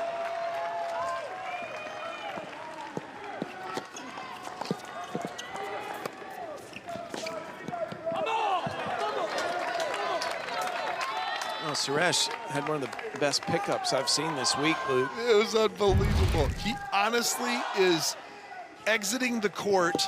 Beautiful drop shot. And look at this. Just little wrist action. It's like Don't try that at home. Mini tennis. Pickleball, little tickle. Out of the kitchen.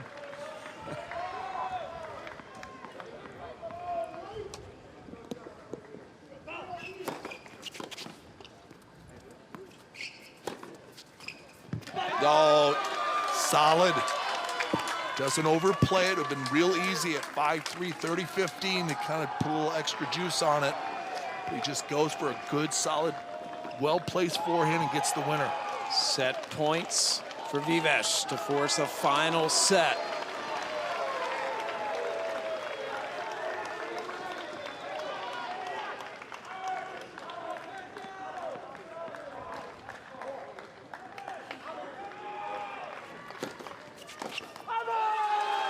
Well, Rafa would be proud Yep. of Vives. He has known Nadal since he was 3 years old, and that was very Rafa-like, playing when he's not at 100% and finding a way to win that second set. So TCU still in the hunt to defend its national title. A lot of third sets coming up with that trophy on the line.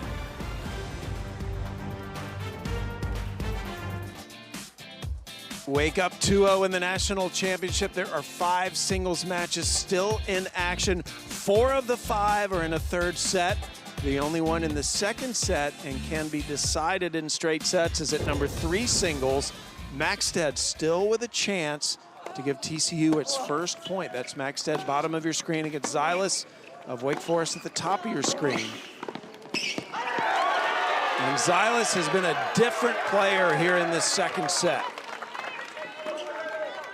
He was down 6-1, 3-1.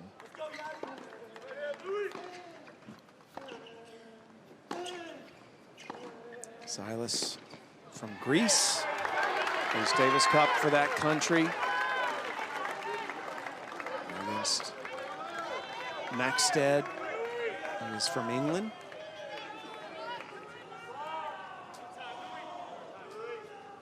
Game point, Zylis.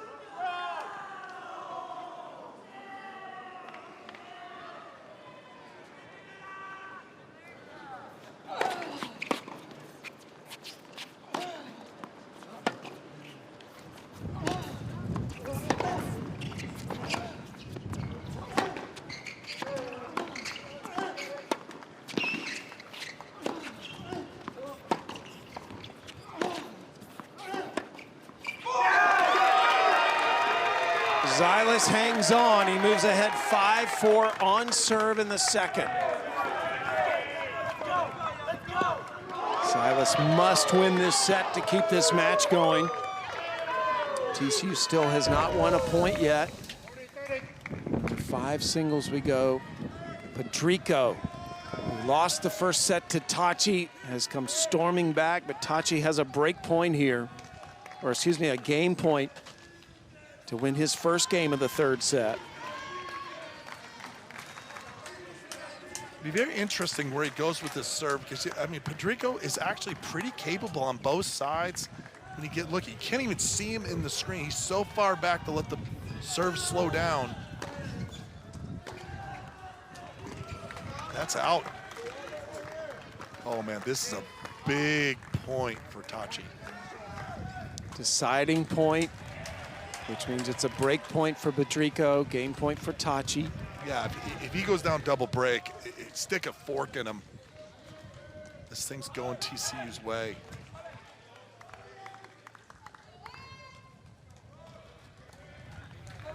This kid just see Pedrico just gets better as the match goes on, right? Natural hair color, Luke? Negative. I was in the scouting report. Pedrico, it's been a lock at 5 singles this year. Good serve. Yeah. Boy, that is solid. Let's highlight that point. Comes back and wins this match. He would have been down 3-love. Instead, Tachi still fighting, though down a break. We go to number 6 singles, where Powell is halfway to giving Wake its 3rd point of this championship. Powell up 3-love. Chan hanging on here, serving at 40-love. Chan was a hero against Virginia in the quarterfinals. He clinched the match at number 6 singles.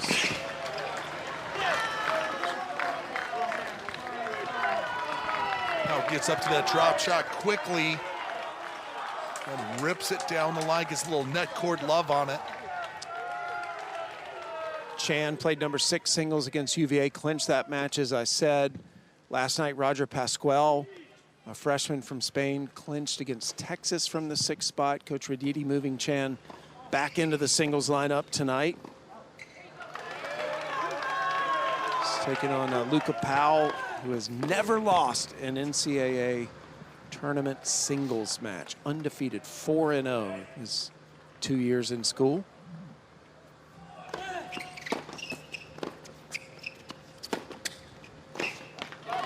That's some heavy hitting right there.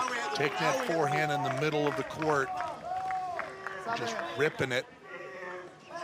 Powell recently had a 21-match win streak. It ended at the ACC tournament, but he's responded with the back-to-back wins here in the NCAAs. A win over Alex Rezegi of Stanford yesterday, won his match against Columbia in 2.5 hours in the quarterfinals. And you see so many Brits at this level and above, and I really believe it's the Andy Murray factor over the last, 20-plus years of his career, to be that role model, winning those majors and winning the Olympics. Davis Cup. Chan doing all he can to try to get at that Powell backhand, and he pulls it off. Chan's on the board in the final set, but Powell has control of it. Is that mustard? Yeah. I've seen a lot of the players. I was going to ask you about that, Luke. A lot of the players, you know, we used to see them going to salt packets. They've got mustard packets on the court with them now. And that's a full-out bottle. We had pickle juice. Yeah, pickle juice, salt. Yeah. But the mustard is a new thing for me. Everybody out there is probably saying, you're crazy, Sam. They've been doing that forever. Does the brand matter? Because it looks like Frenchies, right? I don't think you're allowed to say that, even though you just did. Really? You're giving somebody a sponsor. But is that what he's using? No, it's generic yellow mustard. Look, here he goes. Here he goes. Yeah, that's not a mustard packet. That's a friendly yellow. Yeah, that's. Oh no, that looks like the other brand. We missed him taking a bite of the burger. Yeah. So he's just putting a little mustard on it. It's not working. But to take it back to the corner with your towel, that is my kind of player. Well, mustard, you know, sodium, turmeric. Okay, on the sideline, on your chair, but potassium to the back of the court. Have you ever seen that? I have not, but that does not mean it's not a thing now, because I have not competed. I have not competed in a while. I don't need it for the Peloton. There it is. Yeah. And pretzels. Yeah. Oh, he's having a party back there. Now we're talking. These pretzels are making nothing me better thirsty. than mustard on pretzels. Yeah.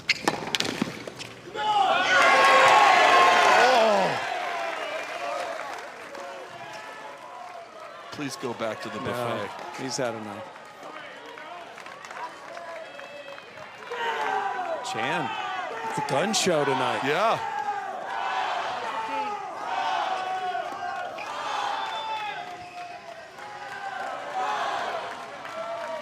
Powell unfazed by all that's happening on the other side of the court. Just keeps pouring it on. And aggressive, right? He's taking this lead at 3-1 serving, now 40 love, and keeps pressing the attack.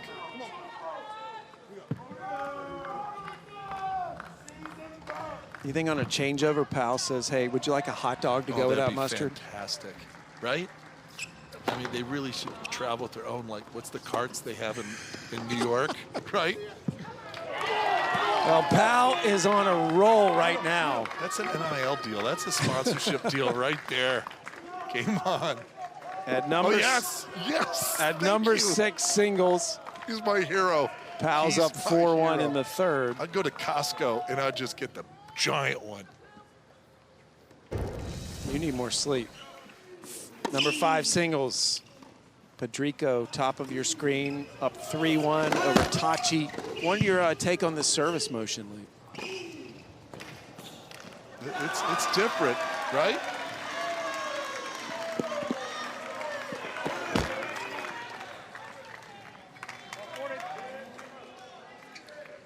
Double fault. Didn't mean to jinx you. Oh, there was a guy from South America who used to play the lefty, right, from Argentina? On the circuit, he had that big motion with the whatever this thing is. I actually remember who you're talking. I just can't remember his name.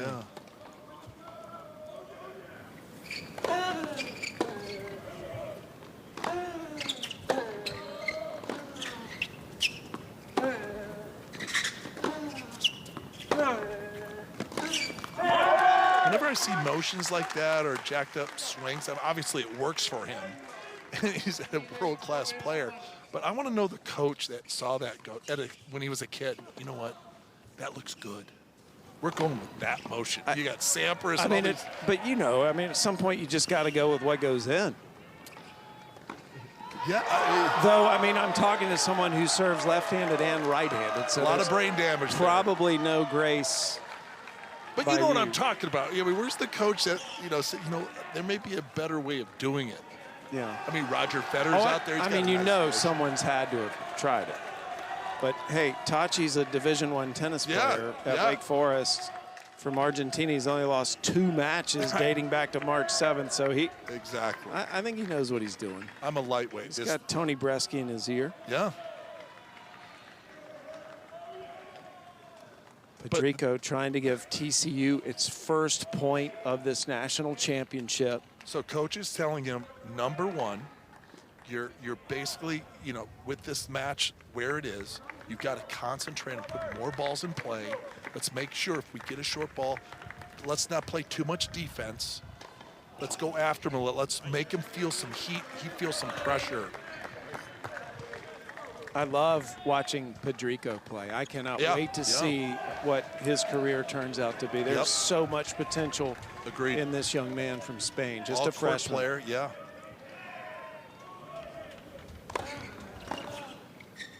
What I like, there's so much variety, and he makes quick adjustments. We saw yesterday that he was getting beat up pretty good, and then was, cleaned up his ground strokes, especially on the backhand side, started using the slice. Yeah, he's got a beautiful one-handed backhand.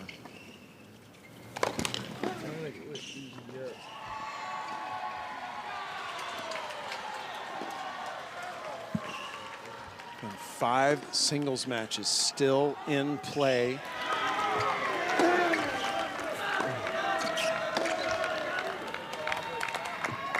Pedrico heavy ground strokes. Looking stronger and stronger to give TCU that first point of this national championship. And how about this composure too, right? Not these up and down swings. 5 matches left. Wake only needs to win 2 of the 5. TCU has to win 4 of the 5. 4 of them are in a third set. 1 is still in the second set. What a shot. That is pro caliber right there.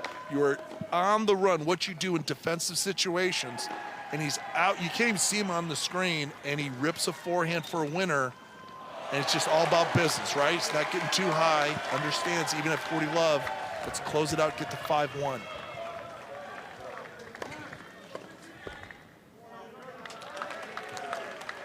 Pedrico hasn't lost an NCAA tournament match. That included a big signature win last night over Jonah Braswell of Texas, where he fought off 4 straight set points, down love 40 on his serve. How happy is coach to have these young players on his team? I mean, he's not going anywhere in the national rankings. I mean, he's going to, whatever happens tonight, he continues to build a tremendous brand. The bad news for TCU is, of the 5 courts that are in action, this is the only one where, at the moment, it looks like they're a lock for a point.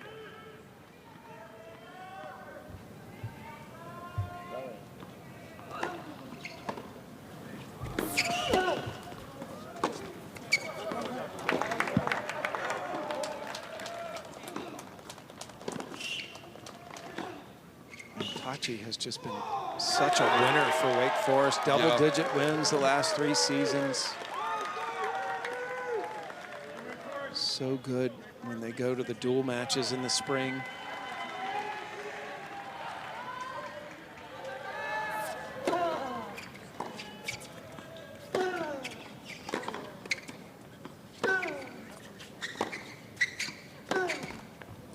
The one thing that service motion does, Luke, is it produces a lot of kick. Yeah, and a lot of torque. There's no doubt about it.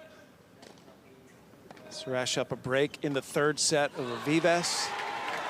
Vives has a deciding point, however, to try to get that break back. Silas out in front of Maxted. It's another chance for TCU to pick up a point if Maxted can grab that second set. Powell of Wake up on Chan still at number 6 singles. This is number 5 singles. And Pedrico, if he doesn't break here, will have a chance to serve it out to get TCU on the board.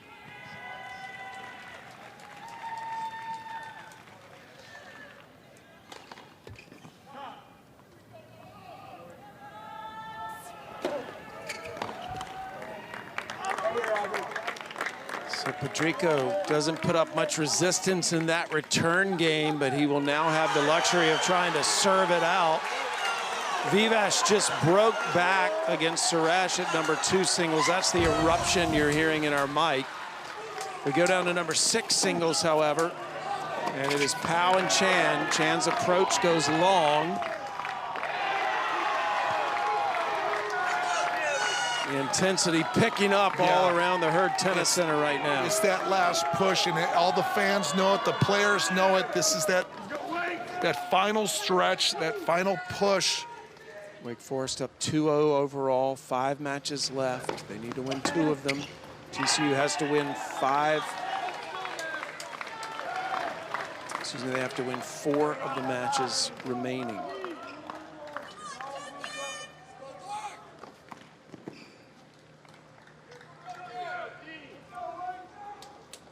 Chan needs to break back here.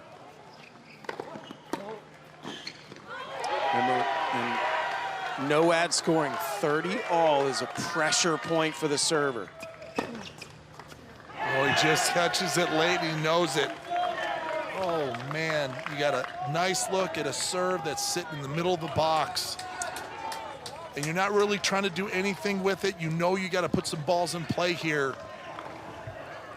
Pedrico, right side of your screen, serving for the match against Tachi to give TCU their first point in this national championship.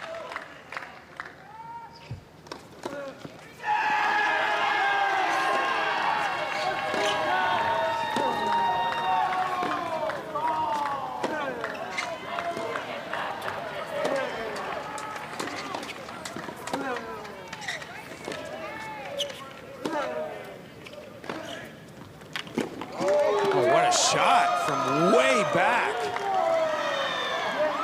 How did he do that? I mean, look at nice smile. He understands the situation. There's only one way to go, and it's to just hang loose and let her rip.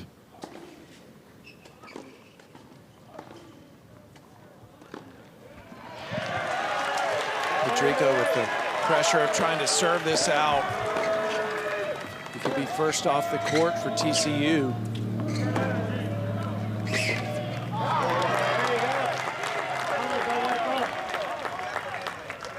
It's interesting, Luke, because if Pedrico can hold on here, Maxted is at 5-6 with Zylis in the second set on 3. So mathematically, TCU could pick up 2 quick points if they can overcome Wake on these 2 courts. And then that really starts to apply the pressure. I'll tell you one thing. Let's keep on looking at that Chan-Pao match, right? Pao's up 5-2, 1 break, and it's just, that's going to be really interesting as things play out. Pedrico trying to get TCU on the board, 30-15. I mean, the intensity right now really is incredible. Yeah, as expected, these TCU fans are trying to will their team to victory. Wake Forest came out so strong to start.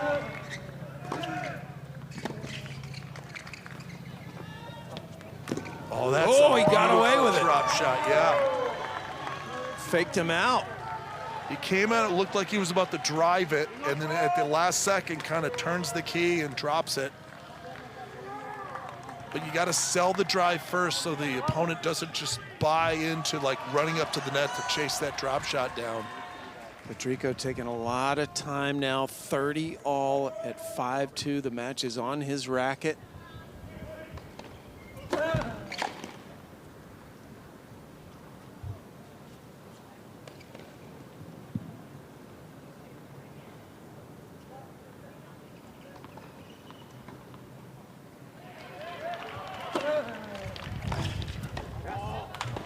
And it is now match point for Pedrico and a chance to give TCU their first point of this championship.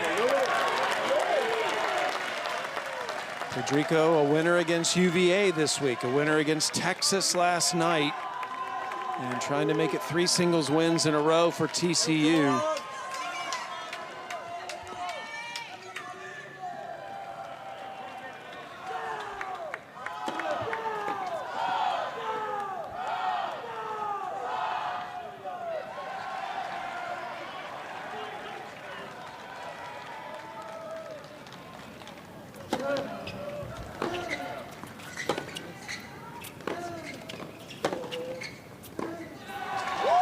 And TCU is on the board. Pedrico winning at number 5 singles. What a nice, once again, comeback after a slow start. And does this kind of light the fire for the Horned Frogs? Well, it may for a moment. However, at number 6 singles, Powell with a chance to win the match for Wake and put them within 1 victory of the title. Match point Powell here at 6 singles. Well, here's your moment. Here is your moment for both teams.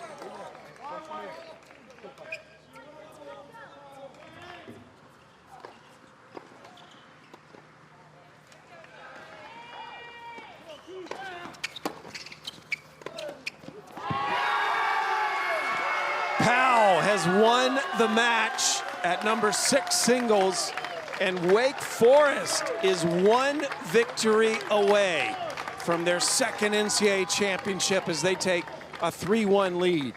Powell was outstanding in the doubles, just a lightning rod, absolutely ripping shots, does it here in the singles. Weathered, had to go in the 3rd set to win.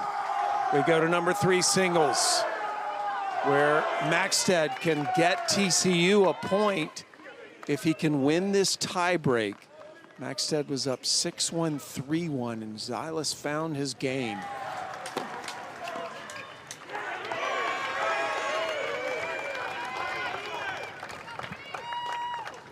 This would be absolutely critical for TCU. TCU, no more room for error. Matches at 3, 2, 5, and 4.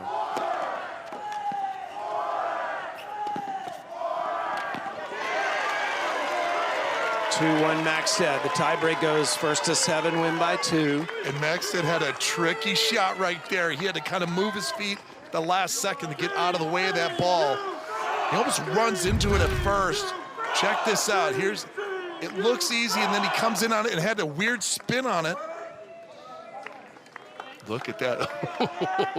No room for error for TCU. 4 courts remaining. They've got to win they've got to win 3 of them.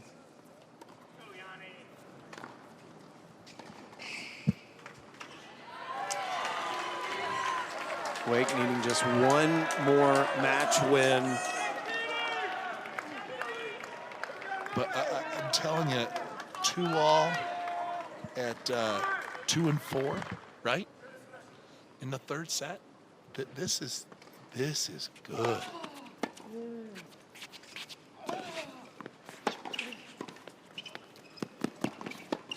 Oh, on the line. Xilas very fortunate there. Yeah. And for Xilas, he wins this tiebreak. We go to a 3rd set here. As Luke mentioned, this is number 3 singles. At number 2 singles, Suresh and Vives are tied at 2-all with a deciding point. At number 4 singles, it's also 2-all in the 3rd set. Robertson with a game point for Wake Forest. This is the other match. TCU has to win all 3 remaining matches. Wake just needs 1 more victory across the 3.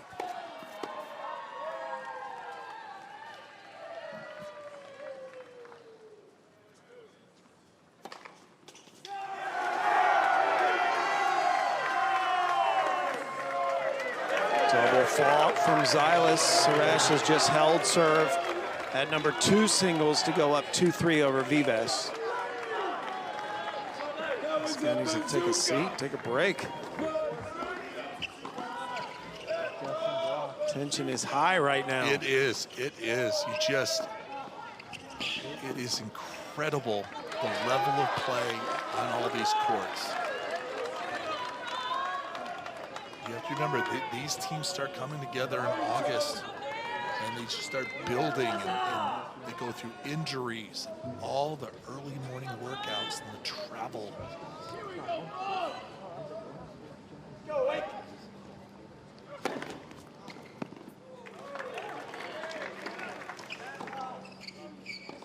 Serve was called out.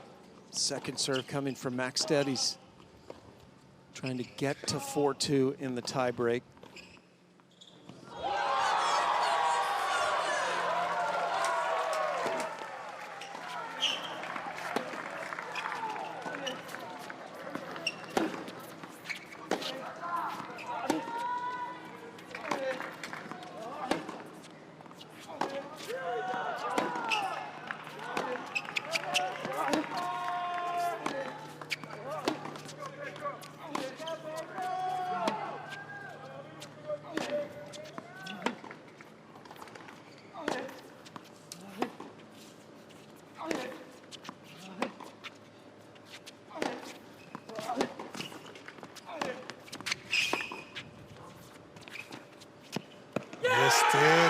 One of the longer rallies, and Zylas bailed out of it early. Pulled the shoot, pulled the ripcord on that, didn't need to. They were kind of just slugging it out from the baseline, and there's that discipline. There's that summer working out at school, playing the pro tournaments, not heading home, all paying off. You said it earlier, he just has so much confidence, Maxted, in his conditioning. 3 matches on court. Wake needs to win 1 of them. TCU has to win all 3 remaining matches. At number 2 and 4 singles, they're on serve in the 3rd set at 2-3. This is number 3 singles. We're in the tie break. Maxted 3 points away, up 4-2 as they change sides.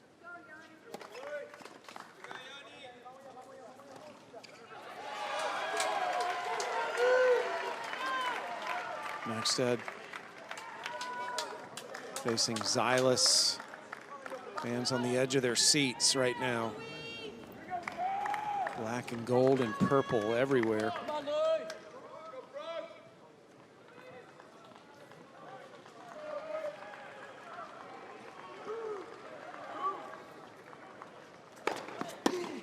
Yeah! 5-2 Maxted.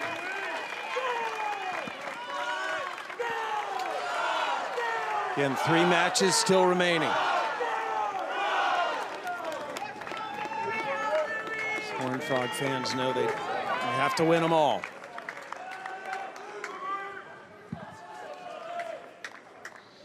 And this is where the crowd can be the X factor, right? That's why they drove here. That's why they're all geared up. This is a home game for these guys here in Texas.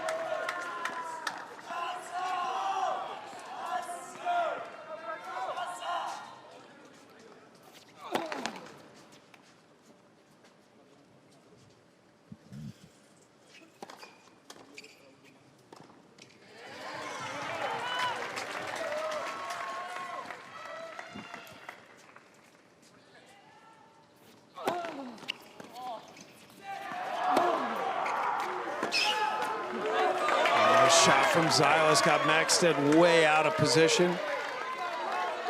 Keep applying the pressure. Keep on keeping that ball out of the middle. Keep ripping it.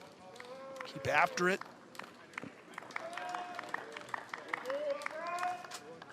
Dostanic, that was the player you just saw. He was first off, seemed like an eternity ago. He won number 1 singles to give Wake a 2-0 lead to start.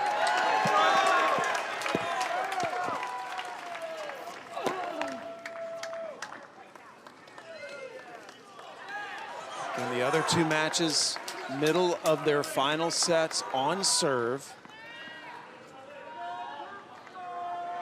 Oh, killer. Match point, Maxted, a chance to keep TCU in this national championship.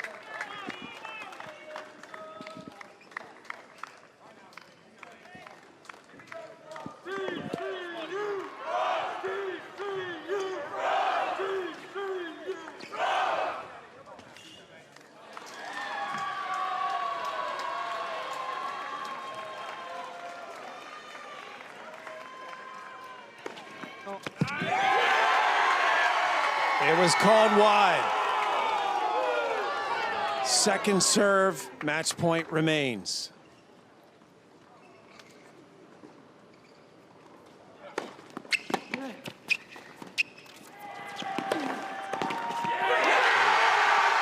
TCU is still alive.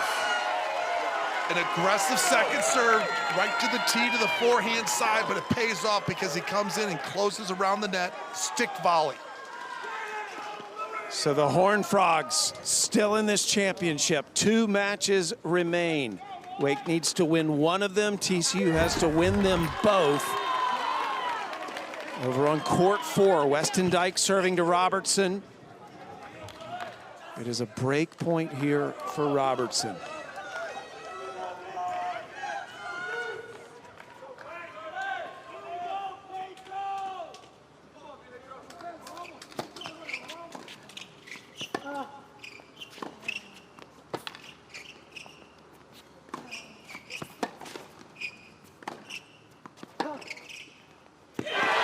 What a passing shot from deep behind the baseline. He was on the run the entire point. Deciding point. So a break chance for Robertson, the freshman from Scotland, against Cooper Weston Dyke, freshman from Kansas. Robertson will decide where he wants to take this return. Robertson was the number 8 junior in the world, made the semis of the US Open Juniors. Now in his freshman season at Wake.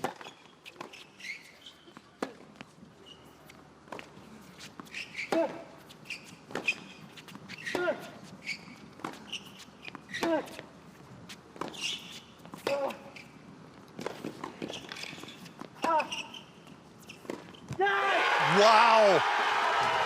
Such defensive skills just to keep those balls in play. And the Frogs are fired up. Weston Dyke avoids the break, 3-all in the third. It is also 3-all at number 2 singles. TCU has no room for error. They have to win both remaining singles matches. Wake needs just one more of the 2 on court. It is coming down to number 2 and number 4 singles. Robertson serving 3-all.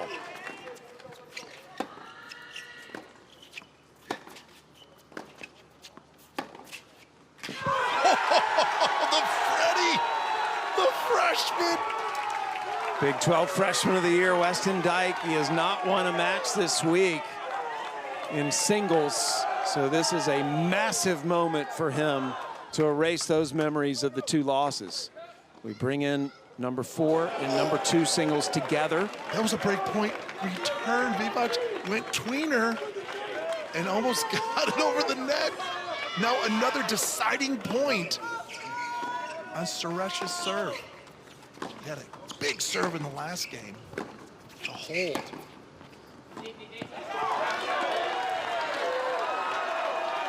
Oh, this is really good. Robertson called that ball out on the left side of your screen against Weston Dyke. Call will stand. Suresh serving on the right side. These are the last 2 singles matches in the national championship. TCU has to win them both. Wake needs one more. Suresh with a critical hold to stay in front of Vives. Robertson serving left side, 15-all, 3-all.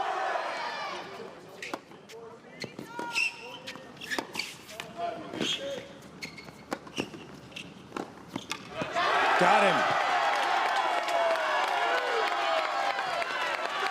The speed from Robertson to set up right here It's that small, it's a good aggressive swing volley, but look at this, the setup quickly. Knock this passing shot down the line. Robertson from Dundee, Scotland. He's the number one ranked junior in the UK, number 8 in the world last year. No, back.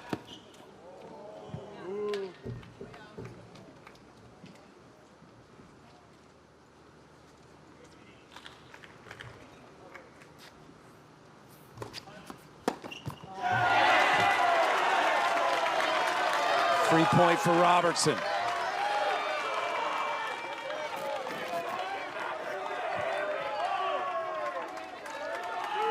The good news for the fans is both of these courts are next to each other, 2 and 4. So everyone obviously congregated above and around these two courts. Game point Robertson on the left side of your screen for Wake.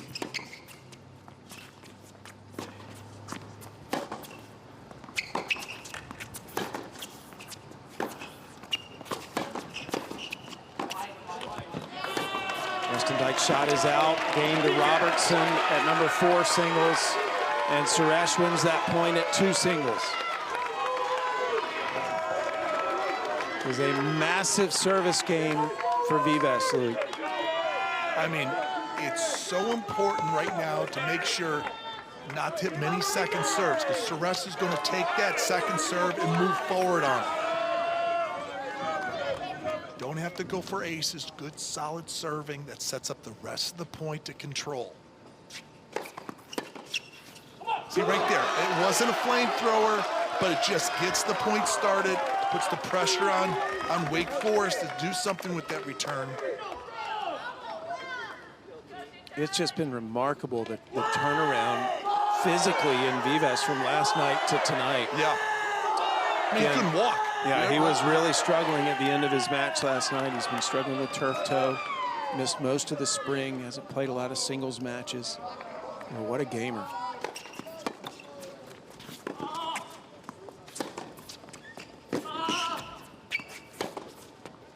Beautiful angle forehand. Instead of going deep with the approach, he brings it in short. That second cone around the service line to get that angle.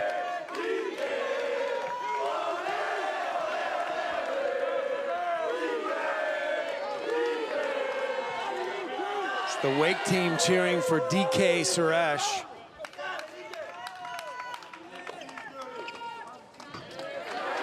Weston Dyke Robertson now on the right side of your screen at 4 singles. Again, Wake Forest needs to win one of these 2 remaining matches. TCU has to win them both to defend their national championship, both at 3-4 in the third.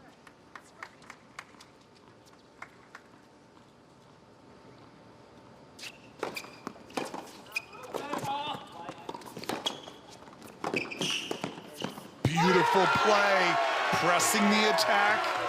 There's the approach, gets a good split step, the balance, and then knocks off the backhand volley. One of the biggest points of the night coming on the left side of your screen. Break points for Suresh at 3-4 in the third. Vives taking a lot of time over there on the left side of your screen before he comes back to the service line. Weston Dyke serving for TCU on the right side of your screen. But if I were you, I would watch the left side right now.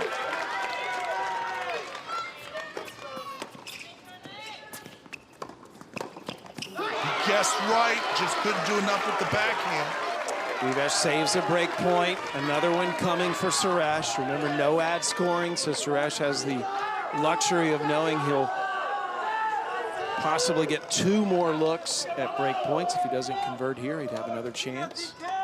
It's a big hole for the server in the no-ad format. Good shot from Weston Dyke on the right side of your screen to draw even in that game. But again, break point Suresh, left side.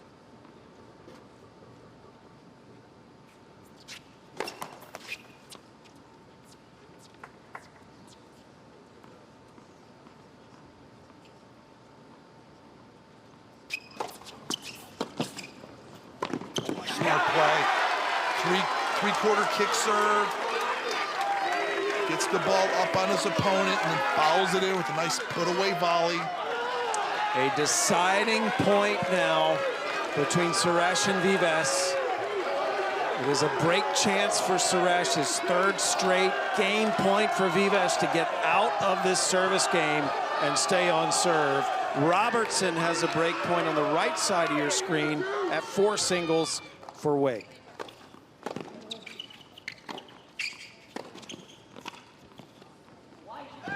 Robertson breaks at number 4 singles and will serve for the championship. And Suresh also finally gets the break. Wake Forest, if they can hold serve on either of the 2 remaining courts, is the national champion.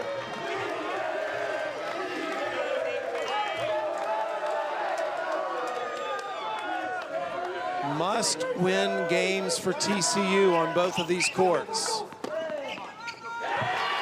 First point to Robertson at 4 singles on the right.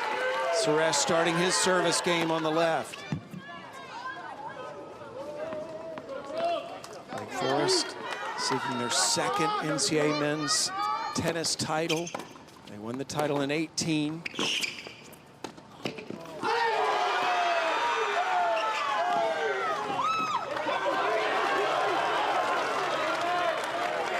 All at number 4 singles.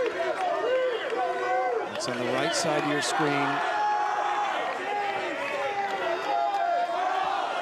Suresh up 15 love at number 2 singles. Wake Forest serving for the title on both courts. Ace from Suresh, 30 love.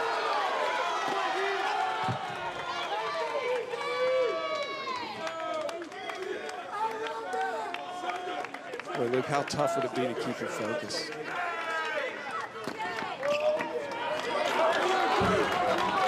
Robertson with the double fault.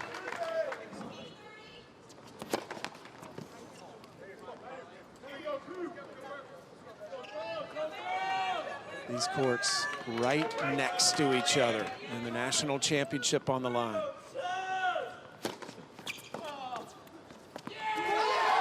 Championship point at number 2 singles.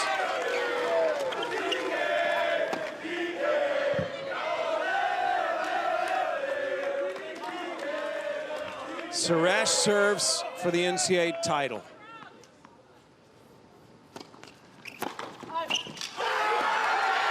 The Demon Deacons are the 2025 NCAA champions.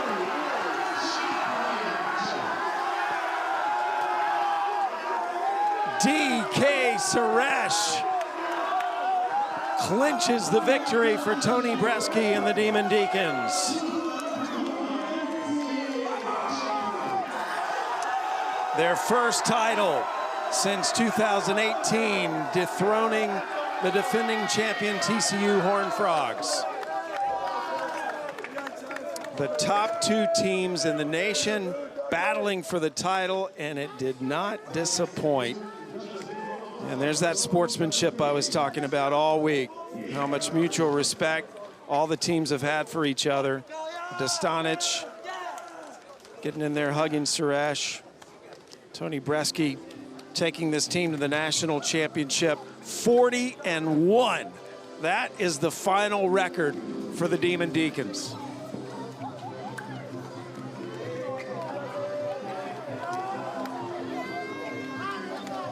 David Roditi, the head coach of TCU, coming over congratulating Demon Deacons as well.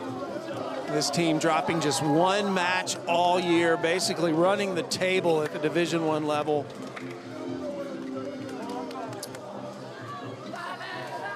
And history will show that they won this 4-2, but it was coming down to the wire.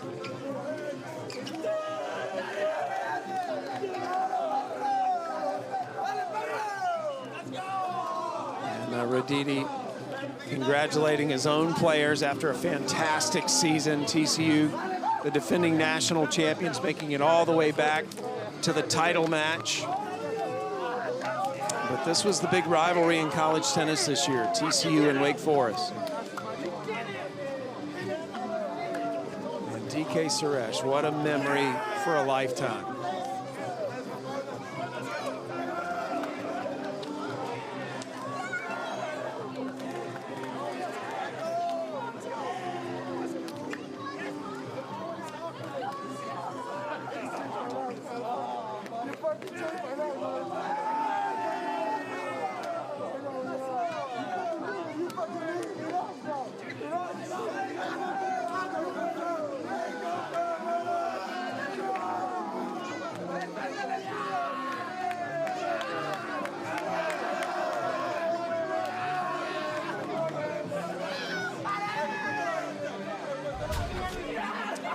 Championship point, DK Suresh closes it out with the massive serve.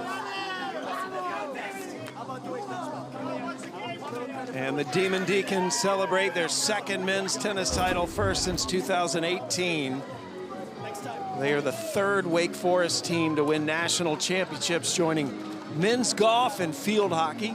Both those teams have won 3 national championships, but Wake Forest winning this year's title and finishing the season with a 40-1 record.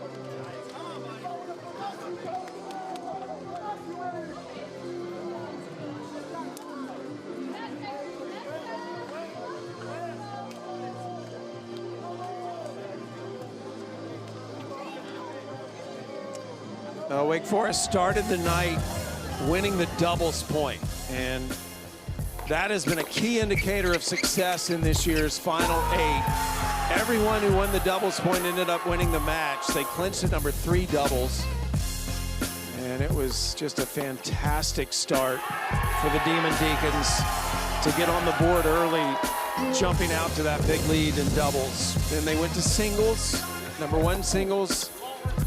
Dostanic taking out Pennington. That put them up 2-0. And down at number 6 singles, Powell with a big win. Number 2 singles. This was a clincher. Suresh. There were 2 matches in action at 2 and 4. He won it at 2, and that clinched the title for the Wake Forest Demon Deacons. Those were the 4 wins, the 4 points for Wake Forest. The overall match score, 4-2. And we're getting ready for the trophy presentation and award ceremony.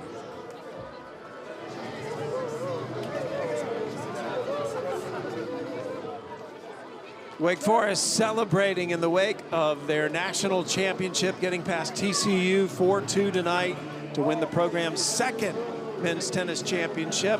And head coach Tony Bresky standing by with Luke Jensen. Coach, 40-1. You've been doing this a long time. What does this championship mean to you and the program? Well, it means a ton.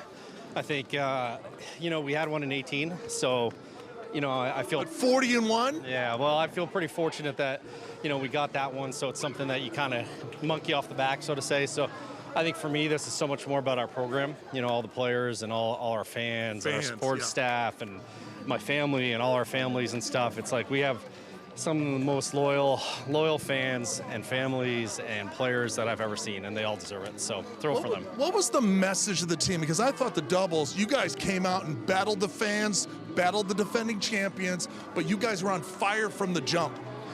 Got off to an unbelievable start. I have no idea why. Just, you know, just match day.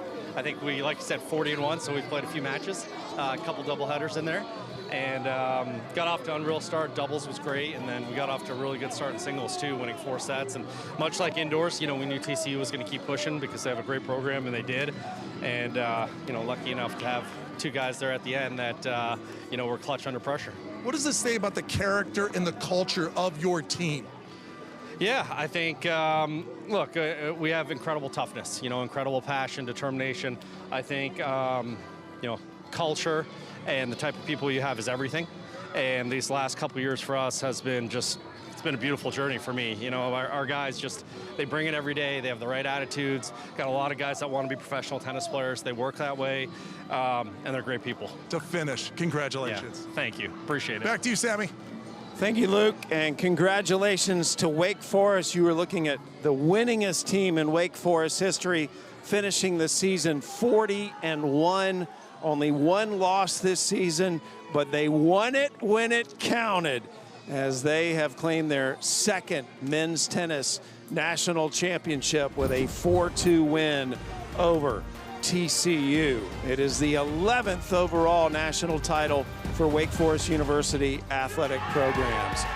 For my partner Luke Jensen and our hard-working crew behind the scenes, I'm Sam Gore with the honor of saying so long from Waco, where Wake Forest is the 2025 NCAA Men's Tennis Champion.